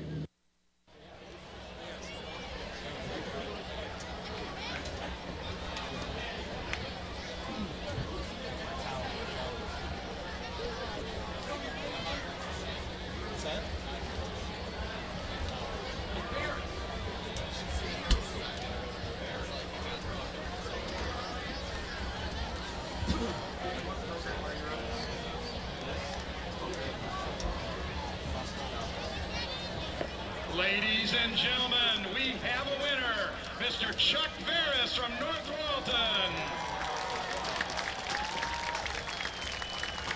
On behalf of the band and the football athletic department, we'd like to thank everybody that participated in this record-setting 50-50 raffle. We look forward to doing it again next week when we're home again.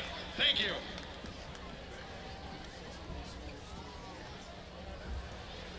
Welcome back. Halftime here on Ohio Sportsnet. Still moments away from second half kickoff from Serpentini Chevrolet Stadium, Gibson Field. The grand opening, and Bears fans are happy. The Bears lead 24-6 over the Revere Minutemen. John, we touched on it. You know, both coaches do a little prep game. You know, in the halftime locker room. If you're Revere, what do you want to come out with right away? Revere, I think they're going to want to come out running the ball. I mean, we're looking at D'Amico. He only had 39 rushing yards in the first half, but a lot of just huge runs, you know, third downs, just big runs, and the touchdown by Gable. They've been running the ball really well. I think they just want to stick with that. I mean, that's what was giving Royalton fits on that last drive, so I think that's what they want to stick with, because you got Tisdale 3 of 9 for 25 yards. You're going to want to stay on the ground. Now, Royalton, they're going to want to keep doing what they're doing, because that 24 points in the first half is pretty healthy coming into the second half. Travis Tarnowski, a nice first half, 7 of 12, 180 yards, and a touchdown. A lot of it coming on one play, though, an 80-yard bomb to Austin Adams, his only catch of the game. Austin Smith and Carl Lent have really been the two-man show. Austin Smith, 2 catches, 25 yards, 5 rushes, 29 yards. Carl Lent, 10 rushes, 53 yards, 1 catch, 13 yards, but a big 62-yard kick return that set up the last touchdown before the half. Kind of a backbreaker for Revere. Yeah, that could be a huge difference in this game, because that put it out of reach at this point. Not out of reach, but it made the gap huge at this point. Not what Revere was looking for, but they can definitely come back, score, and it's just a brand new ball game. Yeah, I've been looking at some scores around the NOC. Valley Forge took a loss last night to Mid-Park, 44-10. Right now, Cuyahoga Falls is up against East Lake, 14-6 at half. Lorraine's beating Parma 14-0 at half. We got Elyria up 21-0 over North Olmsted at half. And we got Mayfield and Willoughby South, two tough teams from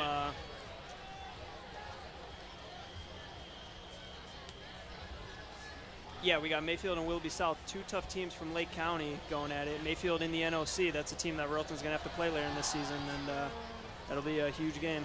Nice shootout there, 21-all in the first half. Kickoff muffed and picked back up. Teleshek has it and stumbles his way out across the 15 near the 18-yard line. And that's where Revere will start. 1st and 10, trailing 24-6.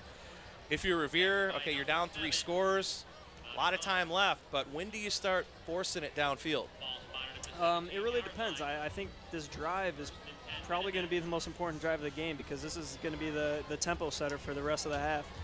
Can they, you know, control the line of scrimmage? Are they going to be able to push the ball with the run game? Because the run game is the only thing that's going to be able to set up the pass game right now. Royalton defense, they look pretty solid in the first half. 2 wides for Tisdale on first down from the 18. Turn, hand, D'Amico over the right side, slamming his way and breaks free. Look out, Joe D'Amico is free inside the 40, across midfield. It's a foot race. D'Amico inside the 40, 30, 20, cut down at the 19-yard line. Touchdown, saving tackle all the way downfield.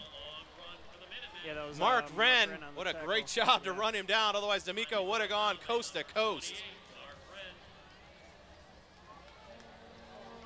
Yep, it's exactly what Revere was looking for. They wanted to run the ball this half, and looks like they're going to be able to push the ball.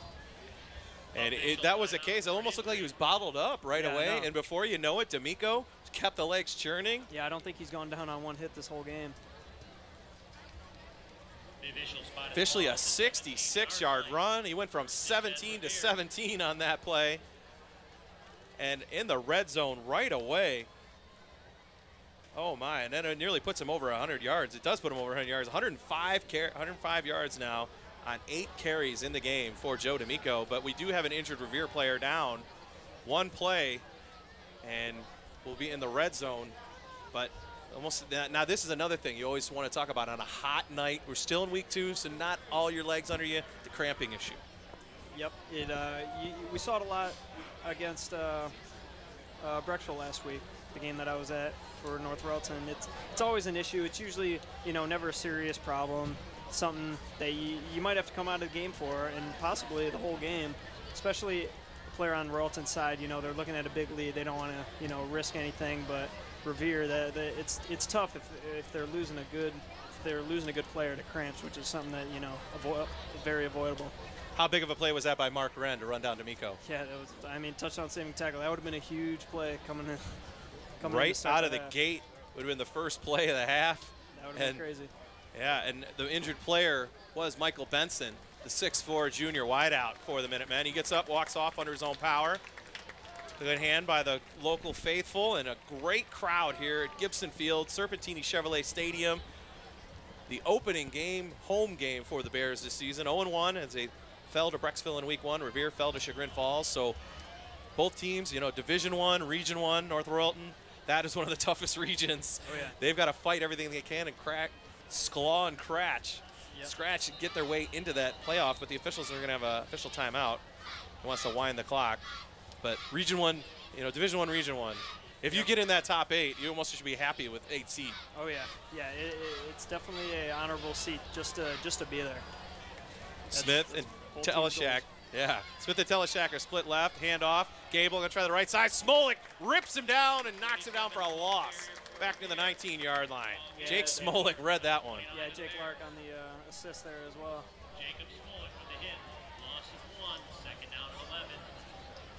Second and 11, a big hit. We're gonna see what the Bears defense can do now as Revere busted the big run by D'Amico to get him into the red zone, but good hit on first down. D'Amico back in, the deep back in an offset eye. Peterson along with Smith are split left for Tisdale. Play fake. Tisdale looking left all the way, throws, complete, and dropped. Had his fullback out of the backfield, Joey Lopez. And that might have been hearing footsteps as Lopez just had to go right through his hands. 3rd and long coming up for the Minutemen. And he's kind of shaking up on that play. He took a shot. Yeah, he took a pretty tough shot on that. Not the biggest guy coming out of the backfield, but yeah, just got to look those balls in. Lopez goes 5'5", 145. That's a rare size for a fullback. Yeah, that's smaller than Station. Yeah, he's got to be a tough character to play that role at such a small size. 3rd down and call it 11 now, just inside the Bears' 20-yard line. Out of the I formation, Gable is the deep back, gets the pitch, gonna try the right side, cuts back, got a little seam, spins his way down near the 15-yard line. It'll set up a 4th down and about 8 coming up for Revere. See what the Minutemen do, if they going to try a field goal or if they will go for it. And it looks like the offense staying on the field. Yeah, it looks like they're staying out there. I really like the tandem between Gable and D'Amico. You got the speed in Gable, and then you got like the tough bruiser in D'Amico. They really complement each other. It's hard to prepare for defense when you got 2 running backs like that. Yeah, D'Amico, it's almost like he's got a low center of gravity. Yeah. You got to hit, wrap, grab, get some help, one person isn't going to bring him down. Yeah, it's hard playing every other play because then you got Gable who, you know, will shake a move on you, and you don't know what's coming every time. We got a timeout on the field here with 10:01 to go in the third. 24-6, Bears lead.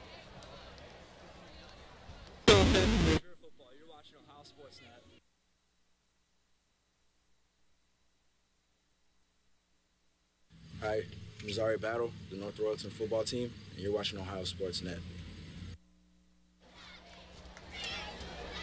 10:01 to go, third quarter here on Ohio Sportsnet. Kyle Goodwin, John Capadonna, producer Steve Peters, Mike Dixon and Keith Allen on the cameras. Join us every Friday night.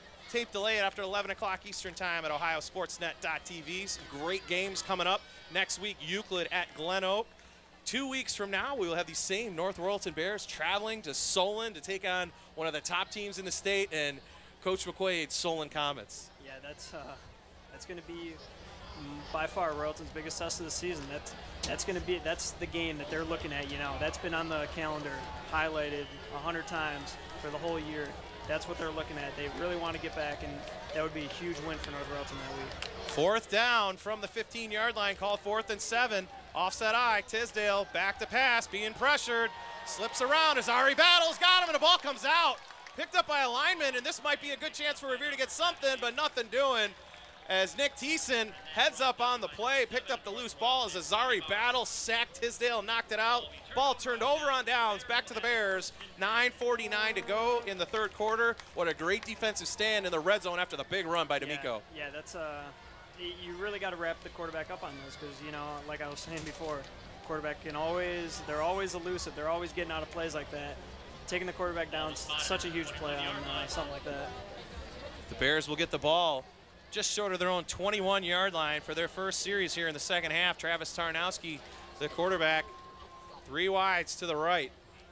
Lint, Dockman, along with Hudek. Quick sling right side in the right flat. He's got Lint trying to get the corner down the sideline. Carl Lint puts on the Jets. Cut down just short of the 40-yard line. Newman Teleshek might have saved a touchdown there. And a nice pickup, 18 yards and a Bear first down.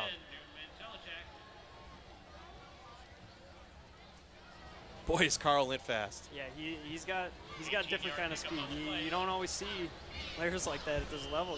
He's just got that next level speed. 5'10", 140-pound junior. Well, he runs like the wind. Gets a draw play here, does Lint. Gonna try the left side. Got a hole. Cuts back. He might have the sideline. Lint down the right side. Inside the 30. One man to beat. 20. Gets a block. Carl Lint's gone. 61 yards. Touchdown, Bears.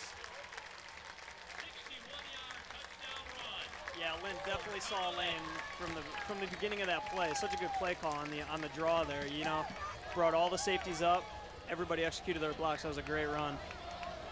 That series was all Carl Lint. 2 plays, 79 yards, an 18-yard reception, a 61-yard run, 9:30 to go.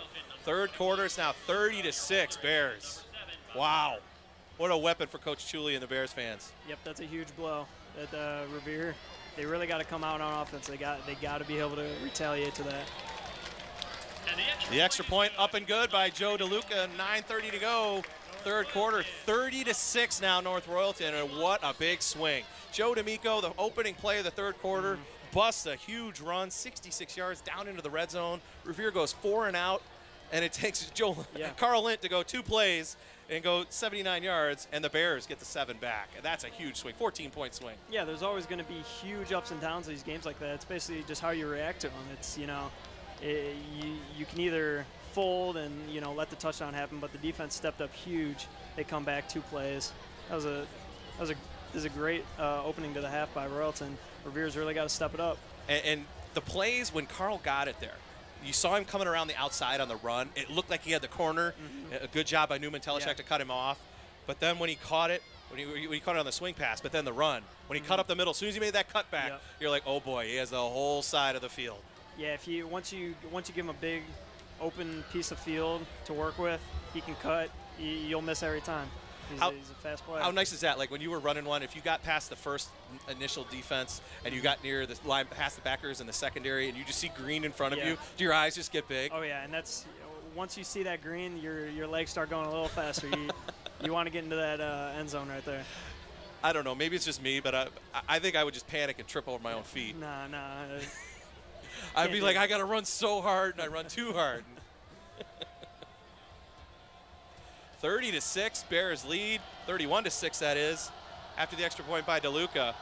And we're hearing a little bit of the home crowd now getting into it as they are up and at 'em here at Gibson Field, Serpentini Chevrolet Stadium. This kick gonna bounce down the sideline into the end zone. It'll be a touchback for Revere. And they will take over 1st and 10 from the 20 for their second series. 31-6 now. When does it start to feel like it's getting away from you if you're a Minuteman? At this point, they're going to really want to start pounding the ball deep. They're going to need to get big gains. They can't have costly penalties. They need to just move the chains, first downs. They can't have these penalties that hurt them in the first half. They can't have them come back to haunt them in the second half. I'd say stick with the run though. I mean, you saw D'Amico a big one last time. You can't take that away from them. If they're going to be able to do that, why not run it? Benson to the right, Smith and Teleshak to the left. D'Amico, the deep back, comes in motion over to the left side. Pump fake. Tisdale back to pass, airs it out down left side, looking for Teleshak. Got it, and he's into Bear territory down near the 45-yard line. A nice catch by Newman Teleshak and a big first down by the Minutemen. Yeah, Teleshak, he had to rotate his shoulders on that. Basically did a Willie Mays type catch on that. Just almost blindly caught it. That was a great catch. Great throw too. Good, well executed play by Tisdale. Nice 35-yard pass play all the way down to the Bear 45-yard line. In the game now, Joe D'Amico, 8 carries, 105 yards. After the last series, he busted that big 66-yard run. He's a deep back in the eye. 2 receivers to the right. First down from the Royalton 45. Counter play. D'Amico bounces outside. Could not get out as he was cut down from behind. Jake Smolik grabbed him. Otherwise, looked like D'Amico might have had the sideline for a big gain. Yeah, it's looked like there was a little bit of a scuffle after that play. The referees kind of broke it up, but yeah, definitely. And this is not a good sign. Is D'Amico is down, and he looks like he's in a lot of pain. He was knocked down for no gain, and he is really pounding the turf, not happy. Yeah, but it almost looks like he's being stretched out, so that's maybe a good sign, a cramp. Yeah, we're hoping it's just a cramp. Hopefully he'll be able to come back from this. Never want to see anybody hurt, but if you're down, let's just have it a cramp. You're a little dehydrated. Your muscle just twinged a little. We don't want to see any serious injuries, especially the great game he's having. I mean, over 100 yards. The blunt of it on one run, 66 yards. But he's shown that he can break the tackles. Oh, yeah. Even there, it just looked like he was about to hit it. And Jake Smolik, a great job, pursuit from the backside. Yeah, Smolik's such a strong kid. He's got the ability to take him down. You got to hit guys like that low because, you start hitting them up top, they're going to be able to truck right through that. It's good. That was a good form tackle.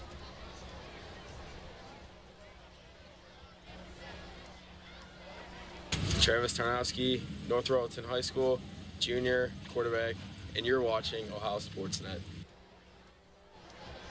There's one man who, can you say a quiet game, 7 for 12, 180 yards and a touchdown? Travis Tarnowski? I don't know if it's too quiet, but it seemed that way though. But he's definitely just doing his job. That's all he's needed to do. He's been executing plays. He's making the right reads, looking off the safeties. He's making the good passes. Just putting zip on the ball. That's all he really needs to do. At this point in the game, they're probably going to be looking at a run-heavy offense. He's definitely done his job well, though, tonight. And when you got a player like Carl Lent, why do you even need to throw the ball? You don't. In that case, just give him the ball. Yeah, Carl Lent in the game. Wow, putting up some big numbers. He had 10 carries for 53 yards at the half, throwing another 17, so now 11 carries for 70 yards and a touchdown in the game. Oh, excuse me, I added that one wrong. Try 11 carries for 115 yards and a touchdown. And he's got 3 receptions for 30 yards. 2 running touchdowns in the game for Carl Lent.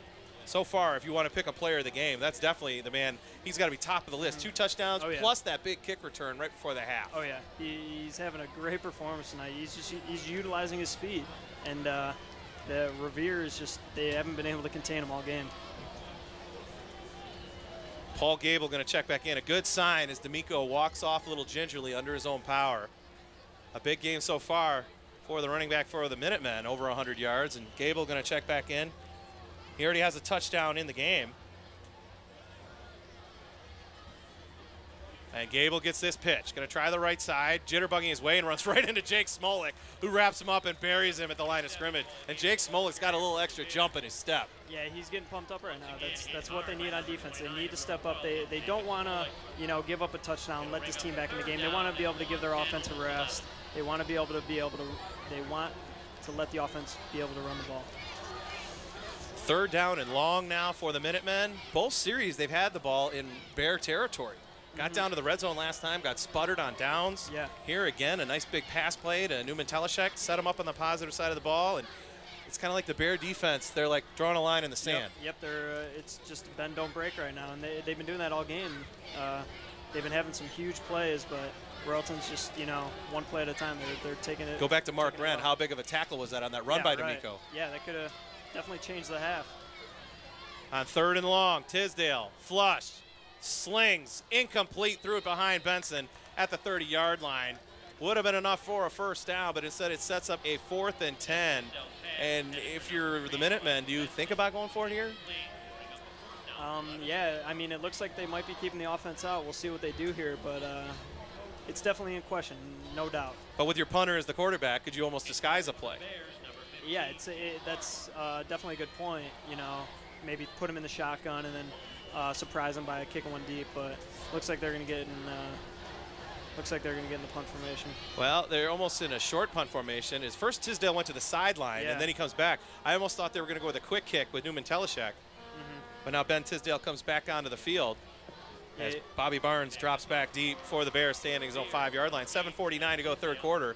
31-6. North Royalton leads. Yeah, you really got to be ready for the fake here. They're in a spot where faking isn't the biggest risk in the world. You just always got to be ready for it. 4th and 10. 31-6. I always wondered the run or the pass on the fake, which is more. It's really hard to tell because you know what you're getting with the run. The pass can always go wrong, but as you see, they nice short hop catch by Tisdale. And it takes a Revere bounce, but a little too far. It hit inside the 10. It goes into the end zone. And it'll be a touchback, 25-yard net, 7:40 to go in the 3rd. And the Bears offense back on the field with a 31-6 lead. Yeah, when it comes to those fake punts, having your quarterback back there is just, it's always such a good thing because now you got, all right, this is my guy throwing the ball all the time. Throwing a pass on a fake punt isn't as big as a risk, as giving it to somebody who, might not be throwing the ball all game, not as comfortable. Or at the same time, is it good that he can see the alignment, see what they're coming? Because that almost looked like a punt block by the Bears. Yeah. They got in and they got close. Handoff up the middle. Rossman, a nice run, and he gets out near the 30-yard line. Andrew Rossman, and he's going to get a Bear 1st down.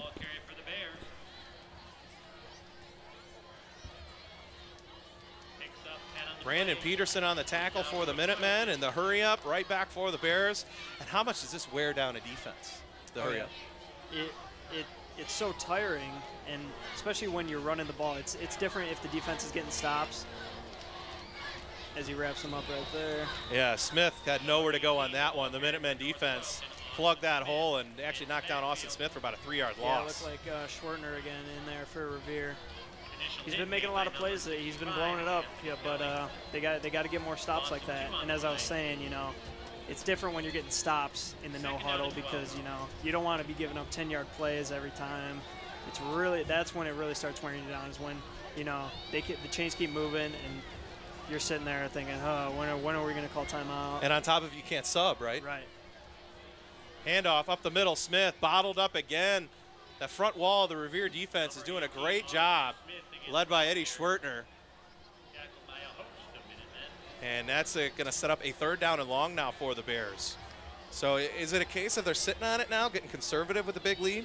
Yeah, I would think so. I mean, that's what I expected out of this. 31-6. You don't want to, especially back in your own territory. You don't want to throw a pick and give them the field position. You want to be able to run the ball, but we'll see if they throw a pass here. Austin Adams, a lone wideout split right. Instead, Tarnowski goes left. The ball thrown up off of Teleshek's hands, but picked up by Benson. Newman Teleshek got his hands on it, and Michael Benson caught the deflection. And then first turnover of the game for the Bears. And Revere gets a great field position at the 40-yard line. Yeah, that's an awesome heads-up play by Benson on that, you know, just having a knack for getting the ball. But, yeah, that's not what Royalton was looking to do. But, you know, playing conservative, it's a tough coaching call to run the ball or pass the ball in a situation like that. It's a really tough call. Ran 2 plays up the middle after the first good run by Andrew Rossman. Got him 10 yards, a little breathing room. Smith got stuffed on 2 plays. A pass by Tarnowski deflected and off the interception by Benson. Revere, a 3rd time this quarter they've been in Bear territory. 1st and 10 from the 40. Tisdale, play fake, looking, airs one out, looking for Benson. Contact downfield, no call, as Benson ran right into Bonacci. And the ball was well overthrown, and Benson's slow to get up at the 22-yard line.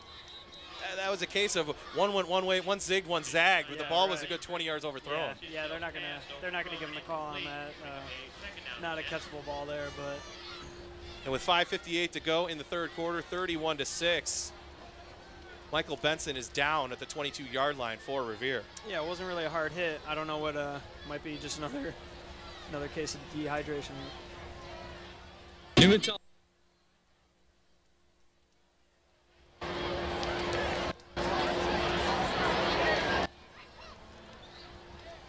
And this is, again, it almost looks like a cramp issue.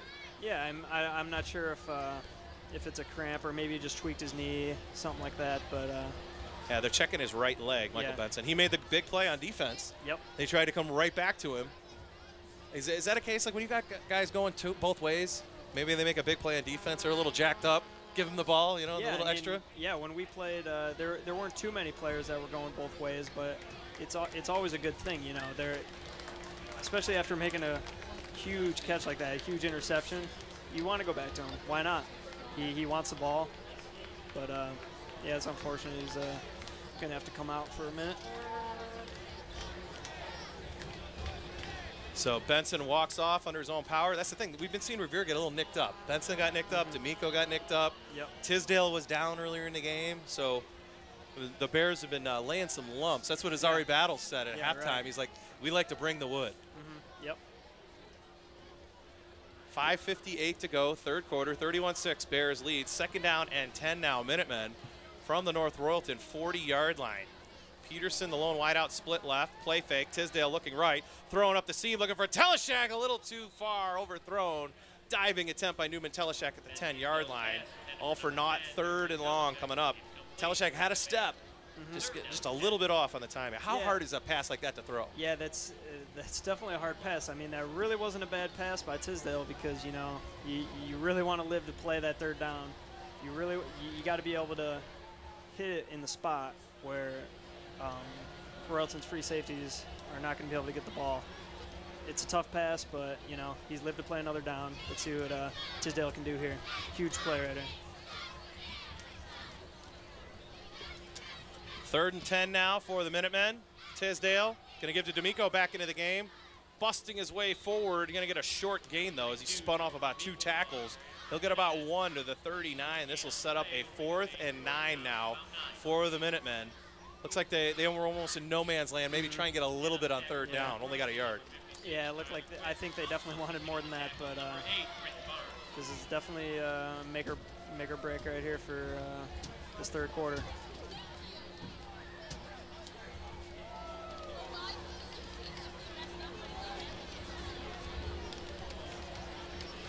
Fourth down, big play coming up for the Minutemen. Inside 5 minutes now, and the offense is staying on the field. 4th and 9 now, Minutemen from the Bear 39-yard line, trailing 31-6.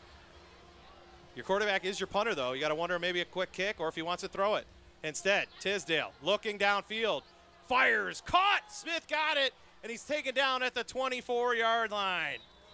That was great pocket presence by Tisdale right there. Taking the hit. That's what you got to be able to do as a quarterback. You know, take that hit from either side. He still delivered the pass. Beautiful pass. Led his receiver on the post up the middle.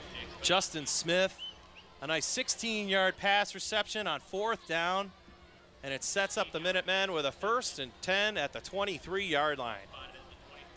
Huge play right there. 4th down. Can't ask for anything better out of Revere's quarterback.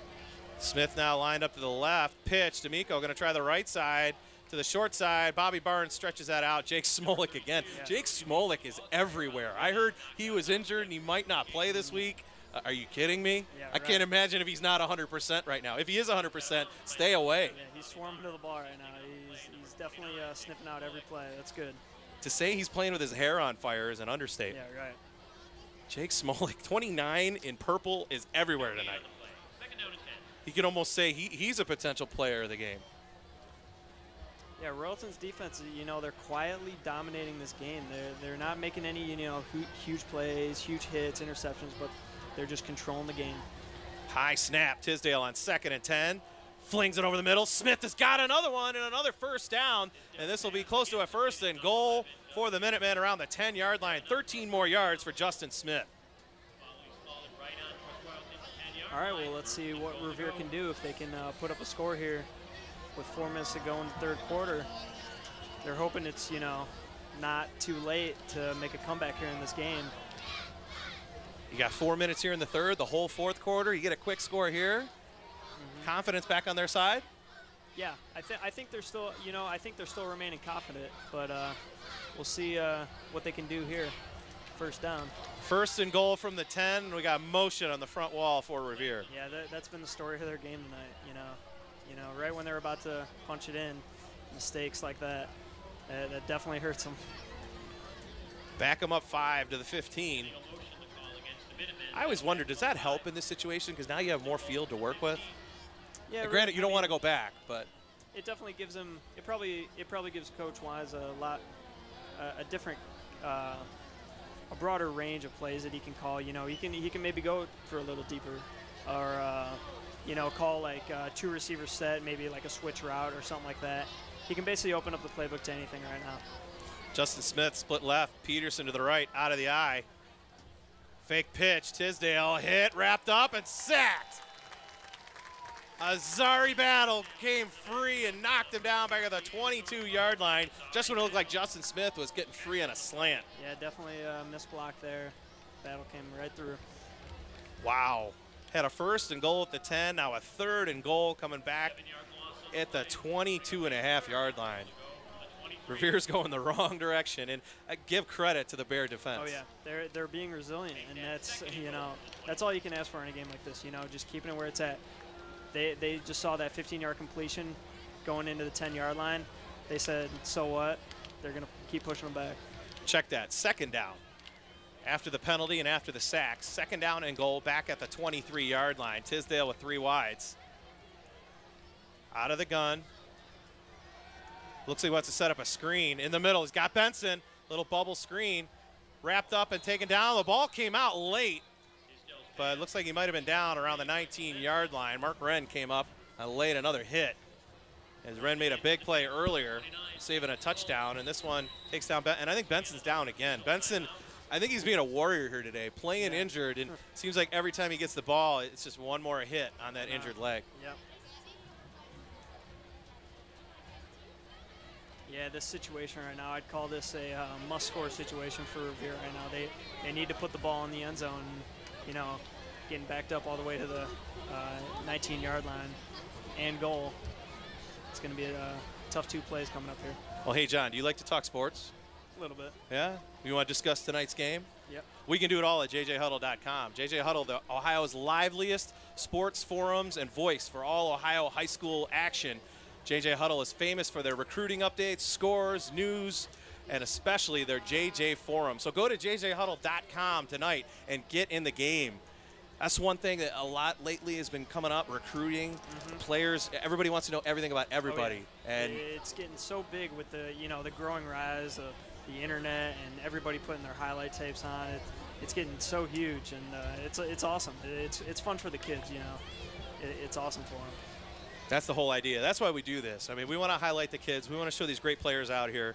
We have a great game tonight. Yeah, the score, it might not be indicative of what's been going on. Revere's been putting up a good fight. Just the little things haven't been going their ways. They get the big play, but they can't finish the drive. Yep, it's all about finishing drives, and you know they haven't been able to. They've done it in the at the end of that first half. They put together a really good drive, had some really good runs, but you know they haven't been able to you know, slam dunk it. Well, a good sign again is Michael Benson walks gingerly off under his own power. He's obviously playing hurt tonight, is Benson. Had a pair of catches for 14 yards in the game. Does have an interception defensively. That's what set up this drive right now for Revere. It started at the North Royalton 40-yard line. And this is the 7th play of the drive, as they actually converted once already on a 4th down. They have a 3rd and goal now from the 18. High snap. Tisdale looking left. Airs one out for the corner. Barnes comes over. Can't get his hands on it. Caught. Touchdown, D'Amico. Wow. Bobby Barnes looked like he had it right in his sights and just could not come up with it. And a great catch by Joe D'Amico. Touchdown, Revere. 2:05 to go 3rd quarter. It's now 31-12. Talk about concentration, you know, in the corner of the end zone like that. That's an unbelievable catch by D'Amico. He's showing all his facets of the game right now. That was a great catch because Barnes was, he completely, if anything, he face guarded him, just trying to knock it away. Yeah, and the Bears secondary, they got a real knack for, you know, finding the ball in the air, either knocking it down or getting picks, and that's a really tough catch on Royalton's secondary right there. After the first extra point was no good, Revere going to be content, try another extra point, not go for 2. 31-12, they trail right now. Clay Malley set to tack it on. A low snap, and it will be fake. Newman Teleshak rolling right, airs one out, throws, and it's actually picked off by the Bears. And it is a dead ball. They can't run it back. And it looks like the Bears are ready for that. Nick Bonacci hauled that one in. There is a flag down. We're going to have to check. This actually could have been, well, could have been on the return. It's at the goal line. If this is against the Bears, they'll get another shot at it. Yeah, it is. Yeah, it looked like a low snap on that, but I believe that it was a called fake on that. That did look like a design fake. Newman Teleshak just, he booted out a little too fast. Yeah. I always wondered the rule on that, because the holder technically has his knee on the ground, doesn't he? Yeah, technically. Shouldn't he be down? I always wondered how that worked. So 2:05 to go, 31-12, penalty on the Bears on that fake 2-point conversion. And it'll be another chance, and you got to wonder if the offense just comes back out now. Got it inside the 2-yard line now. History says, you know, coaches, hey, if we can't get 1 yard, what are we doing out here? Yeah, right. Yeah, I would look for D'Amico on this to run the ball in. Interesting, Ben Tisdale was the last one to come out without his helmet. Right. Come on, QB, let's get on out there. Coaches was like, where you at, QB1? He doesn't need it. He knows what he's doing. And I think they drew a 5-yarder because of it. Delay. Wow. That's tough. That's unfortunate. Oh, boy. They got that free 1.5 yards down to the 1. So back them up to outside the 6. They're going to bring the field goal back out. Actually, they're going to keep the offense on the field. Yeah, I think you got to pass it from this distance if they stick with the run, you know. See Kessler come out of the game. Well, it still looks like a little confusion. Yeah, Sean The Cox. Minutemen, yeah, they don't know who they want on the field. As Teleshak is to the right, Smith to the left, I formation, D'Amico the deep back. Tisdale, fake pitch, looks, throws a slant, looking for Justin Smith, broken up. Mark Wren with good defense, and the 2-point conversion is no good. 31-12 with 2:05 to go in the 3rd quarter. Well, North Royalton, they wanted the shutout. 2 touchdowns now by Revere. The game still isn't out of reach. Another defensive stand or turnover by Revere, and they're right back in it. Yeah, no, the game's definitely not out of reach. Even when it was 31-6, you know, all you got to do is just you got to work on your 3 and outs on defense. They got to contain Taranowski. They got to contain Lint, and looks like Rossman's running the ball really hard. They got to be able to control that line of scrimmage. That's what I've been saying all night, and let's see if they can do it. Let's see if they can put another score up there. Yeah, I would say put the ball in number 22's hands, Carl Lint. It's having a huge game, over 115 yards rushing and a pair of scores, yeah, a couple of catches. Without question. Yeah, and a big 62-yard kick return. So Carl Lint has been the man for the Bears. Yeah, Taranowski will definitely have his work cut out for him on this upcoming drive. Mike Hudek, along with Andrew Rossman, are back deep for the Bears, standing inside their own 15, close to the 10-yard line. As Clay Malley will kick this one off. Actually, it's not Malley.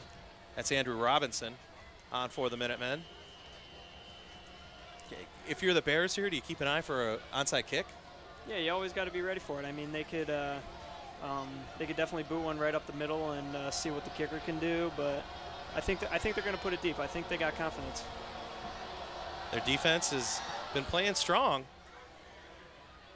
Good kick comes down. Rossman, left side. And a nice return, bounces out to the right. Going to try and get the corner. Across the 30, the 40, out near midfield and steps out of bounds. And a nice return by Andrew Rossman sets up the Bears right at midfield with a 31-12 lead with 1:53 to go in the third. Yeah, when he was getting about the 50-yard line, he was thinking 6, but couldn't stay in bounds there.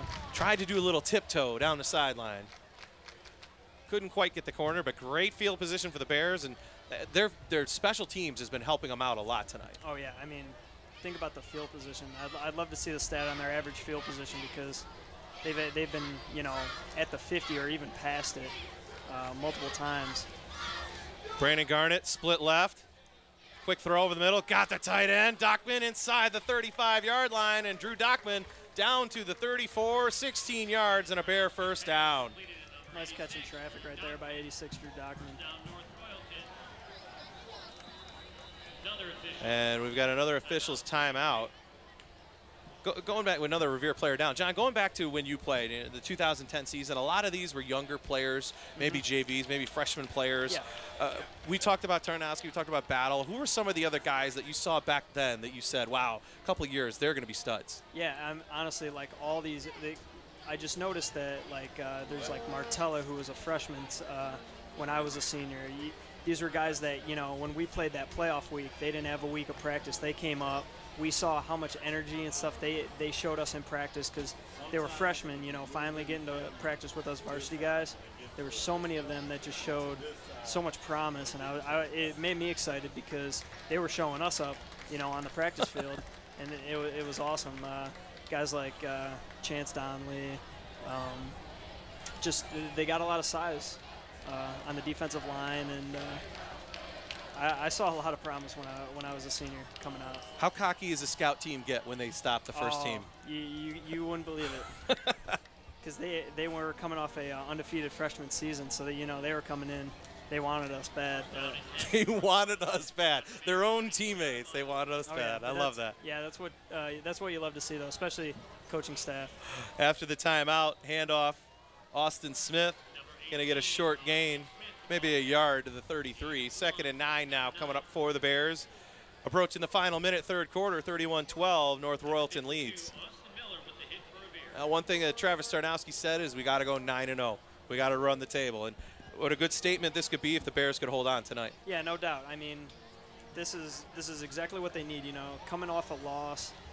That's such a tough loss, rivalry week, but I like to see Tarnowski still throwing the ball tonight. You know, he had 4 picks last week. He still got the confidence there. Handoff, Rossman spins his way off the middle, fights for tough yards inside the 30, and he'll be down right there. A 3-yard pickup for Andrew Rossman. It'll set up a third down and about a long 6 coming up for the Bears. I think this, you know, this inaugural game at Gibson Field, Cervantini Stadium, I think this has really helped the Bears have a short memory from that last loss last week. I think it's really just helped them. They came in here, you know, I bet you they're thinking fresh start, you know, let's just win out. And how do you avoid from being over-juiced up? What was that? How do you avoid from being over-juiced up in an atmosphere like this? It's tough, I know, but being a quarterback, you know, you got to be the guy that tells them, you know, let's cool down. We got to just focus on what we got to do. We'll still win this game. Just don't, you know, quarterback's got to be that guy. Austin Smith on the carry. He gets down near the 26-yard line. He got 4 yards. This is going to set up a 4th and short coming up for the Bears, 4th and 2, and another Revere Minutemen down. And the numbers for the Minutemen are down. They come into this game already nicked up, missing a handful of their top players. And one by one, we've been seeing some of the top players go down in this game alone. You know, one of the top linemen. Yeah, Jason Schrader. Yeah, he was out for this game.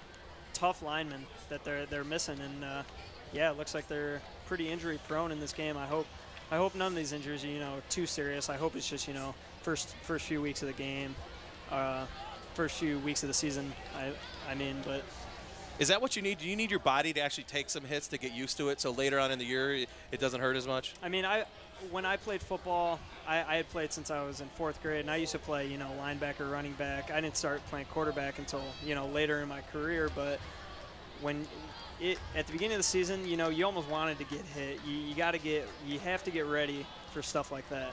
You know, that's why, you know, the first day of hitting for 2 days is like such a big day, because it's like you were just ready to let it all out that day, and it helps you get ready for the rest of the season every day. Well, that's the end of the 3rd quarter of play, as Roger Wilansky walked off under his own power after 3 quarters. 31-12, North Royalton leads on the grand opening of Gibson Field Serpentini Chevrolet Stadium here in Ohio Sportsnet, joined by John Capadonna. I'm Kyle Goodwin, producer Steve Peters, cameraman Keith Allen, and Mike Dixon. And we've seen a good 3 quarters of play. Revere, one thing you got to say about them, and Coach Chuli said it, they're gritty, they're gutty, they're scrappy, and they will not go away, and they will not give up. Oh, no, and I don't think they're going to go away at all in this in this 4th quarter. You know, Revere is they're definitely going to look to win this game. They're not giving up, and you know, that's something that's awesome about high school football. You know, kids don't really give up. You know, they're going out there. They're there to impress the coaches. They want to win it for their teammates, and they got a lot of pride. Both teams have a lot of pride in these games. Hi, I'm Mario Suarez from Strongsville High School, the Strongsville High School, and you are watching Ohio Sportsnet.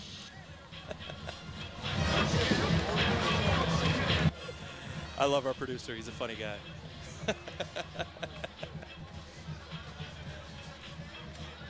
31-12. Bears lead it to start the 4th quarter, and oh my, how about this? Yeah, we're going to try a 43-yard field goal. Joe DeLuca. Yeah, let's see what kind of leg he's got. Okay. Who's got a better one, him or Sam? And let's see. Joe with a good leg. He's got plenty of it. Is it through the uprights, though? Yeah, no, wide left. That might have been good from 50. Yeah, that was a nice leg. Kick. Yeah, it looked like almost kickoff style there. But, yeah, good power out of Joe right there. That's almost, you could take that as a plus. You know, hey, he's got the leg, so maybe late in the game, a close, tight ball game. Oh, yeah. Send Joe out there to get 3 points. Yeah, I think they definitely got. They're going to keep the confidence in him. You know, that's a tough kick at this level.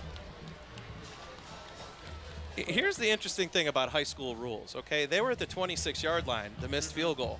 Yeah. Revere starts at the 20. Yep, they're going to throw the ball on the 20. Isn't that crazy? Yeah, I mean they lost 6 yards by North Royalton missing the field goal.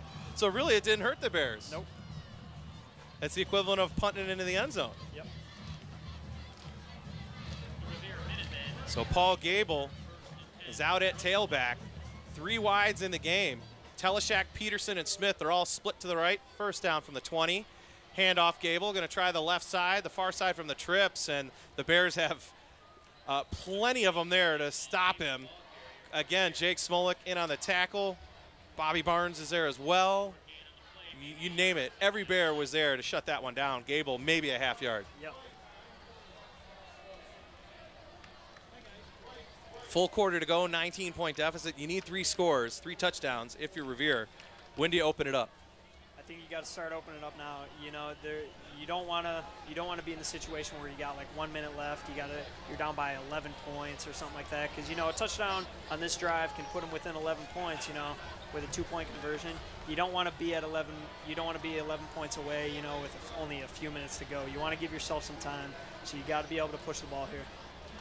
Out of the eye on 2nd and 9. Tisdale, little boot to the right, pressured, gets it away last minute, into traffic, and nearly intercepted. Hands were all over that one. Britt Barnes got his hands on it. Bonacci was also there for the Bears. Fortunate for the Minutemen, it was incomplete. Yeah, dangerous pass there. Good drop by Britt Barnes on that play, though. Coming back from his linebacker position. That was a good play. That was a very, very dangerous pass. Taylor Kessler, the tight end, was the closest Minutemen. Well, we talked about it. Go downfield. They went downfield, but the Bears looked like they were ready for it. Oh, yeah. Yeah, they're sniffing them out right now, but let's see what Revere can do. You know, 3rd and 9. 3rd and 9. Late to come back in is Britt Barnes for the linebacker for the Bears. Yeah, shotgun for Tisdale. Smith. Tisdale, quarterback keeper. Azari Battle wraps him up. Tisdale falls away, but then he's finished off by Quick. And Azari Battle again in there breaking it up. Yep, Donnelly Actually, Devin Donnelly was one of the who finished him off. But Azari Battle showing the quick. He reminds me almost like a Julius Peppers type player. Yeah, he's just so quick off the end, and such a good player. I mean, he's just quick. Yeah, that's tough to compete with. Quick and size. 4th down and a long way to go. 15. Revere back inside their own 20, and Tisdale's going to punt this one away. Yeah, Revere's biggest goal here is, avoiding the big return. They got to get field position back, and they can't have a big return here. Hudek and Bobby Barnes standing back at their own 40-yard line for the Bears.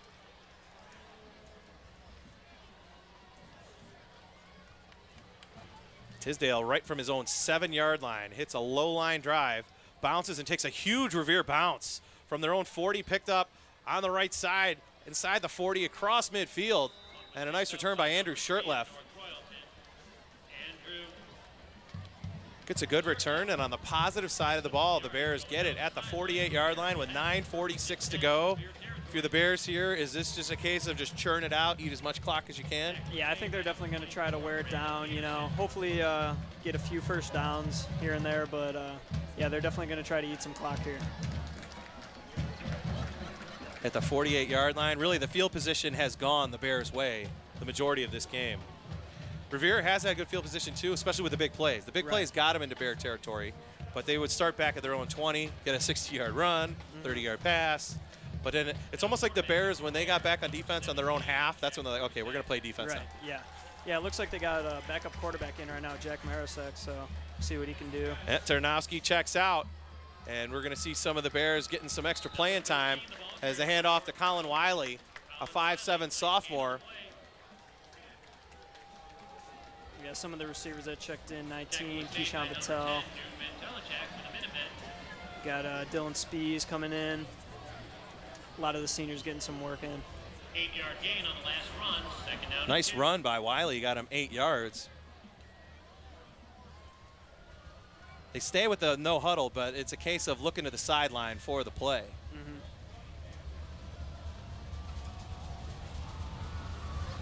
So Jack Marasek with a handoff right up the middle, and this time Revere nothing doing as Wiley was smacked down. Actually, no, that's Rossman. Andrew Rossman on the carry. And a loss of a couple yards. It'll set up a 3rd down and call it about 4.5 now for the Bears. But more importantly for the Bear fans, clock running inside 9 minutes now to go, 4th quarter. 3rd down and 5. Yeah, North Royalton's definitely looking for a first down here. If they could get it, they would love that.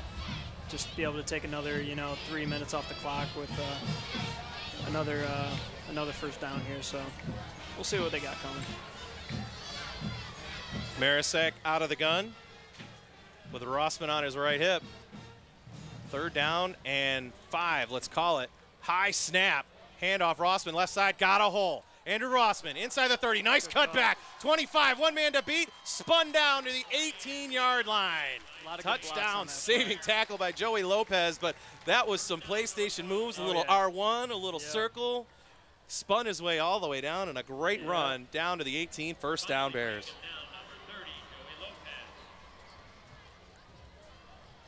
You have 25 yards of Rossman on that one. Yeah, you gotta really focus on a lot of good blocks there. Everybody maintaining them downfield. That's why that's what lets him run, beyond that 10-yard gap and move on to take 30 yards on that play. Colin Wiley now the lone back. High snap again. Wiley's going to take it over the right side now, inside the 15, and burrow his way close to the 13-yard line for 5 more yards for the Bears.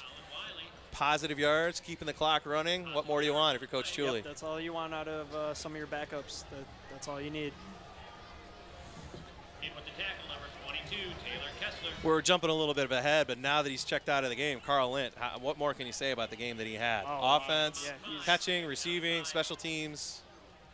He's done it all tonight, and that's all they could ask for. Against Revere, this is a must-win game, and all the offensive starters, they all executed so well. The skill positions. How can you say must win in week 2, though? I know. Isn't every win a must win, or every game a must win though? Division I, Region 1, every game's a must win. High snap again. Handoff. Wiley going to try the right side. Cuts back. Fights his way down near the 10-yard line for 4 more yards. Set up about a 3rd down and 1 to go for the Bears. Now approaching 6.5 to go in the 4th quarter. 31-12, North Royalton leads. It's 4-down territory, isn't it? Yeah, I would think so. I mean, I don't know what they'll do if they get to a 4th down, but 3rd down and 1. If you're the Bears, what can you take out of this game? You know, offensively, you were clicking in the first half, kind of sputtered a little bit midway. What they can really do, what they can take out of it offensively is, you know, they did what they had to do to win the game. You know, they put up 31 points. They knew that going into this game that their defense was going to be able to step up and was going to keep the game well under 31 points. They did their job. You got to go back and look at the film. Probably a lot of the linemen are going to be looking at what do we do wrong? Why do we get stuffed on this play? You know, there's always something to correct. Even in a solid win, there's always something that you can get better at, especially week 2, you know. A lot of younger guys playing. A lot of it is just, you know, getting better every week. Wiley with a 1st down carry there, or got the 1st down for the Bears. Now 1st and goal from the 8. After this play, I want to ask you what defensively they can take out of this game. Rossman now the lone back. High snap, play fake. Marasek going to keep it himself over the right side, and he walks in, touchdown. Jack Marasek with an 8-yard run. A flag is down, though. We're going to have to check the flag. The sophomore getting his first touchdown, but let's hope it's not getting. The ball is right at the goal line. Is it going to stand? Actually, no. It's one you can tell your grandkids about. You scored, but it didn't count. You're right. And I don't think the band knows there was a flag. So 5:31 to go in the 4th. 6 points come off the board. And it'll stay a 1st and goal now. Back them up. And here's the thing. They only lost 2 yards from it because it was right at the goal line. So now it'll be a 1st and goal from the 10. Yep. Yeah, it was an interesting call there. Seeing what the sophomore can do, you know, throwing it out. I think they called a bubble screen, got covered. You made the right read, you know. That's what it is, tuck it and run on those quick plays. Because the linemen they're expecting to hold their blocks for, you know, maybe 1-2 seconds. You got to be able to run it. Yeah, he did have a lot of real estate over on the right side. And this one, a handoff, quick one up the middle. Brandon Seidel. He's going to be knocked down for virtually no gain. 2nd and goal. Actually, they're going to spot him back. No, they're going to set him with a loss of 2. Back to the 12. 2nd and goal now. Coming up for the Bears. Clock running. Inside 5 minutes now to go 4th quarter.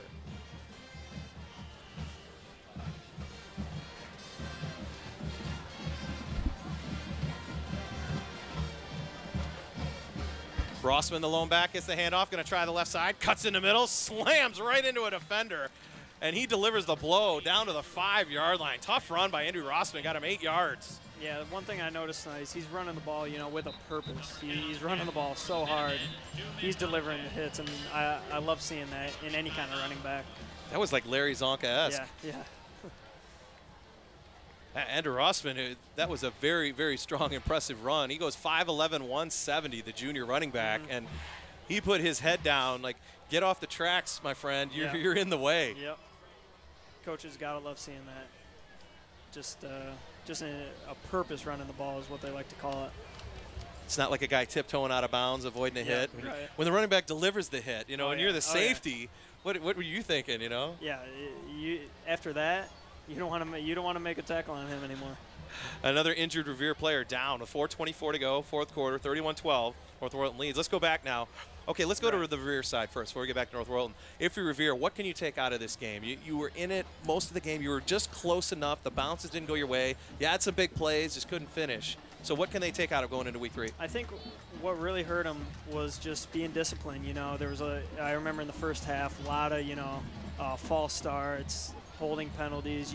That's something that you can't have because it's just typical drive killers. You know, we've seen so many times tonight Revere throw the deep ball, huge completions, and then Royalton step up their D, stop them. It's like Revere hasn't been able to slam dunk a drive all night, and you know it's really come back to haunt them. So I think a lot of it is just being consistent. They gotta remain consistent on offense, and but they show a lot of promise in their running game, and I liked watching Revere offense tonight. 3rd and goal from the 5. Hand off to Rossman, delivering a couple more licks as he gets inside the 5, down near the 2, and it'll set up a 4th and goal for the Bears. 4 minutes and counting now. The Bear defense, your Coach Chuli and Coach Buck and company, what can you take out of this game? You gave up some pretty big plays. Yeah, the only thing is like what they really want to take out of it is, I'm sure every player on that sideline, every defensive player, Coach Buck, Coach Chuli, they wanted a shutout. So anything less of that, you know, was going to be not failure, but that's not what they wanted. So all it's really going to be is just executing your assignments like always. Noah Prelowitz comes on for a field goal attempt of 22 yards, and it is wide left. So a pair of field goals missed here in the 4th quarter by the Bears. They remain up 31-12, 3:33 to go in the 4th. If you're Revere here, is it you're trying to maybe work on some things? Is it you work this almost like a scrimmage, like a practice, or are you still trying to win the game? I think Revere is definitely going to try to move the ball. You know, I don't expect to see their second stringers out there. They might throw some new guys in there just because the game's getting out of reach at this point. But I don't really know what they're going to come out with right now. I think that they're definitely going to try to move the ball and score. You know, they got to keep that competitive nature, even though 3 minutes to go. They gotta stick with it. Looks like we're seeing some new faces in the huddle before they come over from the sideline. Yep, Revere is going to let some of the younger players get some action here. Yeah, we might be looking to run the ball here. Drew Lewis, a sophomore, is in at quarterback now for Revere. Turning a hand, second back through, and nothing doing, just runs right into a brick wall. Dylan Smith, sophomore on the run. And virtually no gain, 2nd and 10. Coming up now for the Minutemen.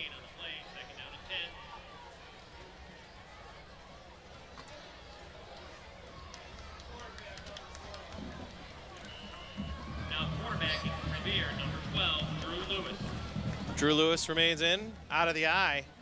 Smith is the lone back. 2nd and 10 now from the 20. Handoff, first back through, that's the fullback. A little scat back is Joey Lopez. Number 30, the ball carrier. Get a short gain out near the 24-yard line for 4 yards. Yeah, and another thing that I was thinking about is that Royalton could improve on for next week is just, you know, avoiding those big plays. You know, they've looked so solid tonight, but those big plays are the ones that, you know, have gotten, 30 yards at a time. They got avoiding those plays, the game would by far be a shutout. But, you know, the plays like that happen. It's just how often can we prevent the big play like that? And how do you react to it as well? Right, and I think they've done an A+ job on reacting to big plays like that. Lewis on a pitch, left side, and a nice run. Everett McGregor gets a good run across the 30, 35, on just short of the 40-yard line, out of bounds after a 14-yard run to the 38.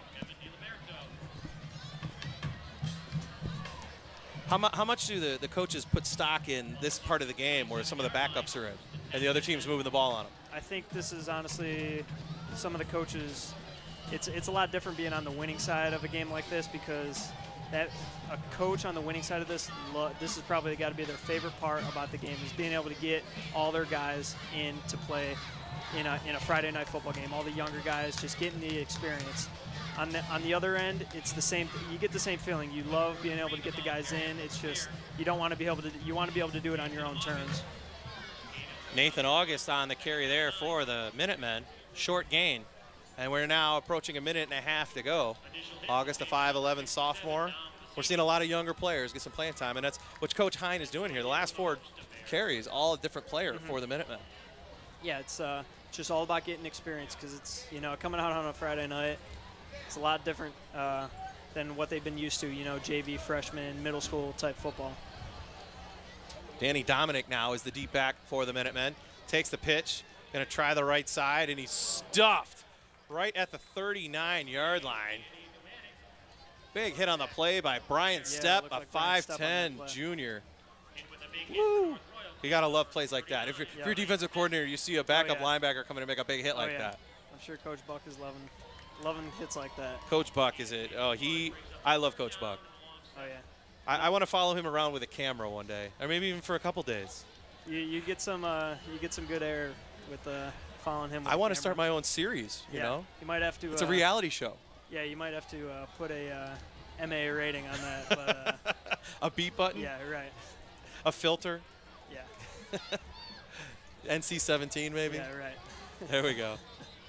We got whistles and flags before we can get this play off. 18 seconds to go. We got a dead ball false start coming up against the Minutemen. 31-12, Bears lead. And coming up, potential final play of the game. Third down and 13 with 18 seconds left to go.